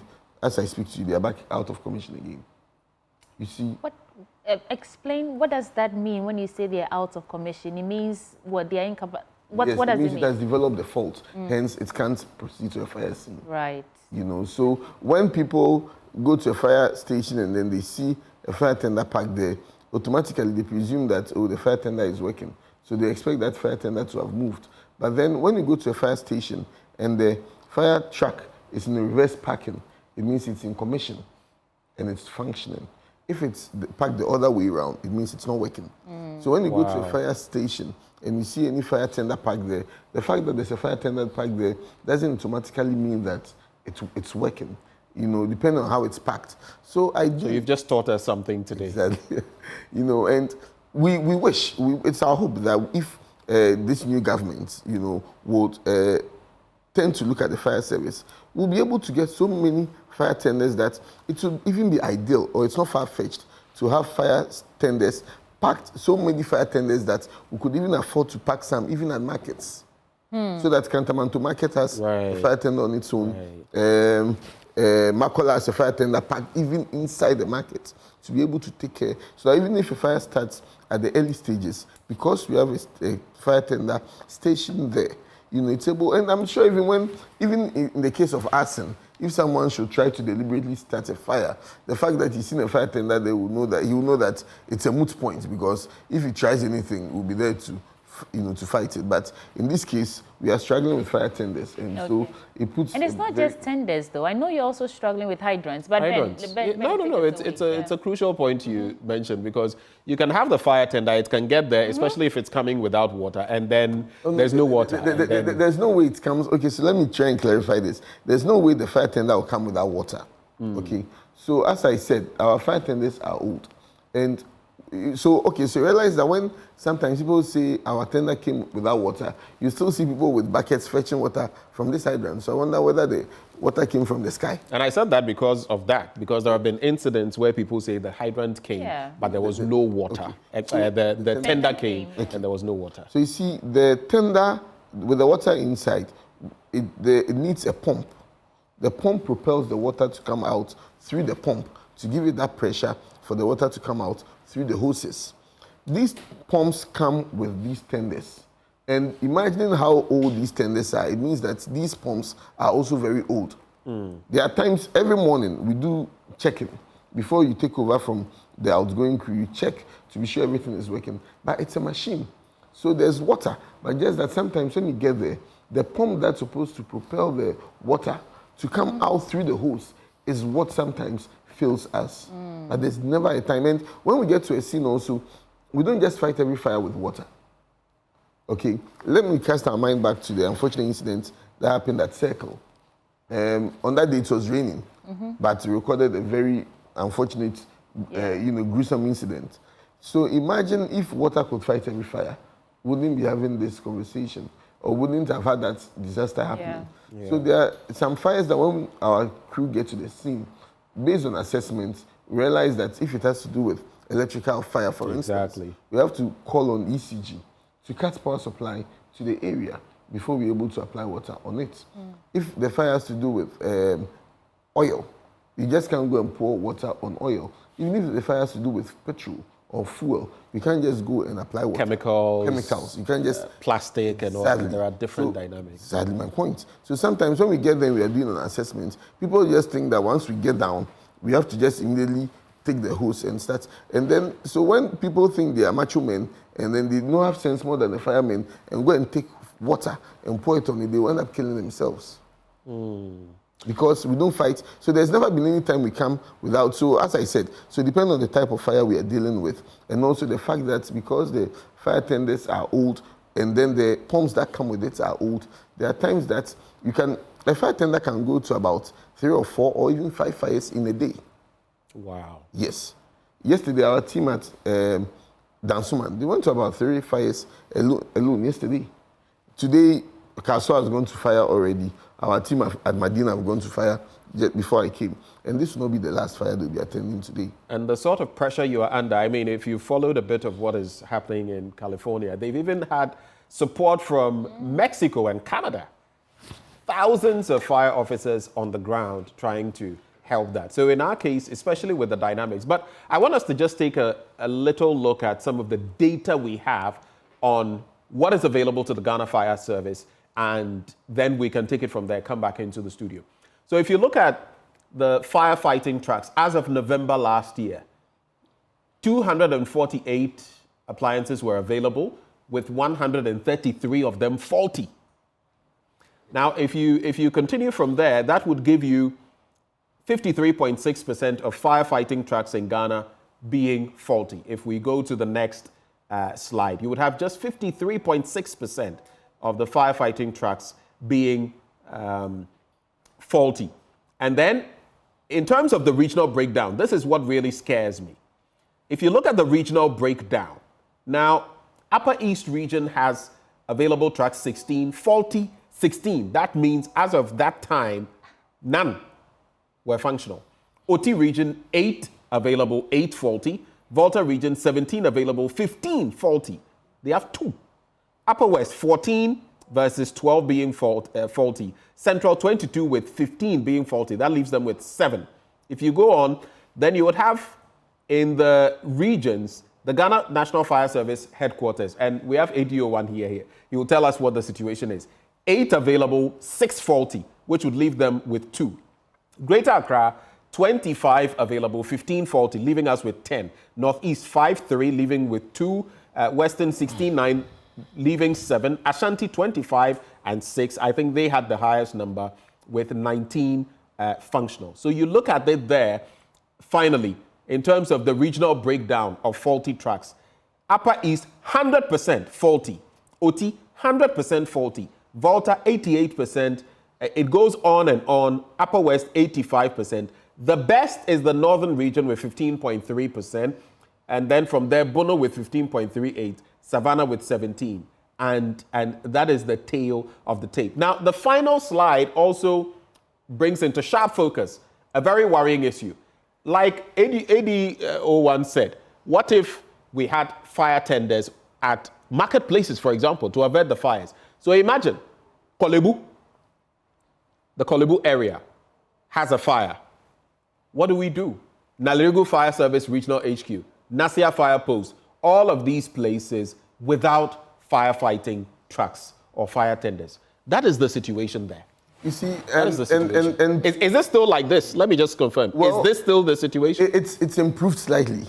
I have to admit that it's improved slightly. Where and where? Our management, is in Accra, for instance, we've done well to put some back in commission. In the Volta region, I know some work has gone into putting some back in commission. But then again, I can tell, as I said, it's improved a bit, but not totally. Because at the end of the day, it takes a lot. You know, these fire tenders are custom made. They are not fire tenders that just like Toyota cars that you can go and buy them on the market. A supplier has to supply them based on your specification. So as and when they get faulty or some parts are faulty, you can't just go to the market to buy them. You know, so they are not on the parts are not on the market that you can just go and buy them. You have to now go through the procurement process to secure funding and even to secure these parts coming again, and which will take a while. To support these slides, the fire at Techiman, for instance, so it's very terrible to note that the first fire tender at Techiman, it's on life support. It's from what I gathered. Wow. Yes, it was in a bad condition, but they were able to get there and still start fighting. The second tender had to come all the way from Kintampo, 1 hour drive from the fire scene. The other, we had to even call all the way from Nkranza and call again all the way from Wassa. Alex, let me just move the conversation for maybe wrap. What do you need? Be as specific as possible. There's a new administration, so we might as well just throw it out there. Maybe your luck will shine, like we like to say in local parlance. What do you need? We need fire tenders. We need investments in. We need tremendous or significant investments to be made into the Ghana National Fire Service. It's very unfortunate that people never think of fires and the fire service until there's fire. And it hurts, it becomes annoying or nauseating for me to realize that our officers who are sacrificing and putting their lives on the line are the ones who bear the brunt of the public. Right. When they should otherwise be celebrated for working under such under resourcefulness. So it becomes very worrying that give us the logistics, equip us adequately enough, and if we don't perform, you have the right to judge us. Okay. Look at a place as resourced as the California, with the fire. Personally, I saw videos of firefighters using lady sandbags to fetch water to douse these fires. And then I asked myself that this is a country that is well resourced. This is a country that prides itself with firefighting needs, and they are even suffering like this. Then and the question is that if it happens in Ghana, I was asking myself to resign. I asked myself that same question, and I didn't want to answer that question. Sadly. So, but we thank you for what you keep doing for. In fact, when I look at your motto there, you say combatant for God and humanity, and we thank you for the service you keep rendering. But now.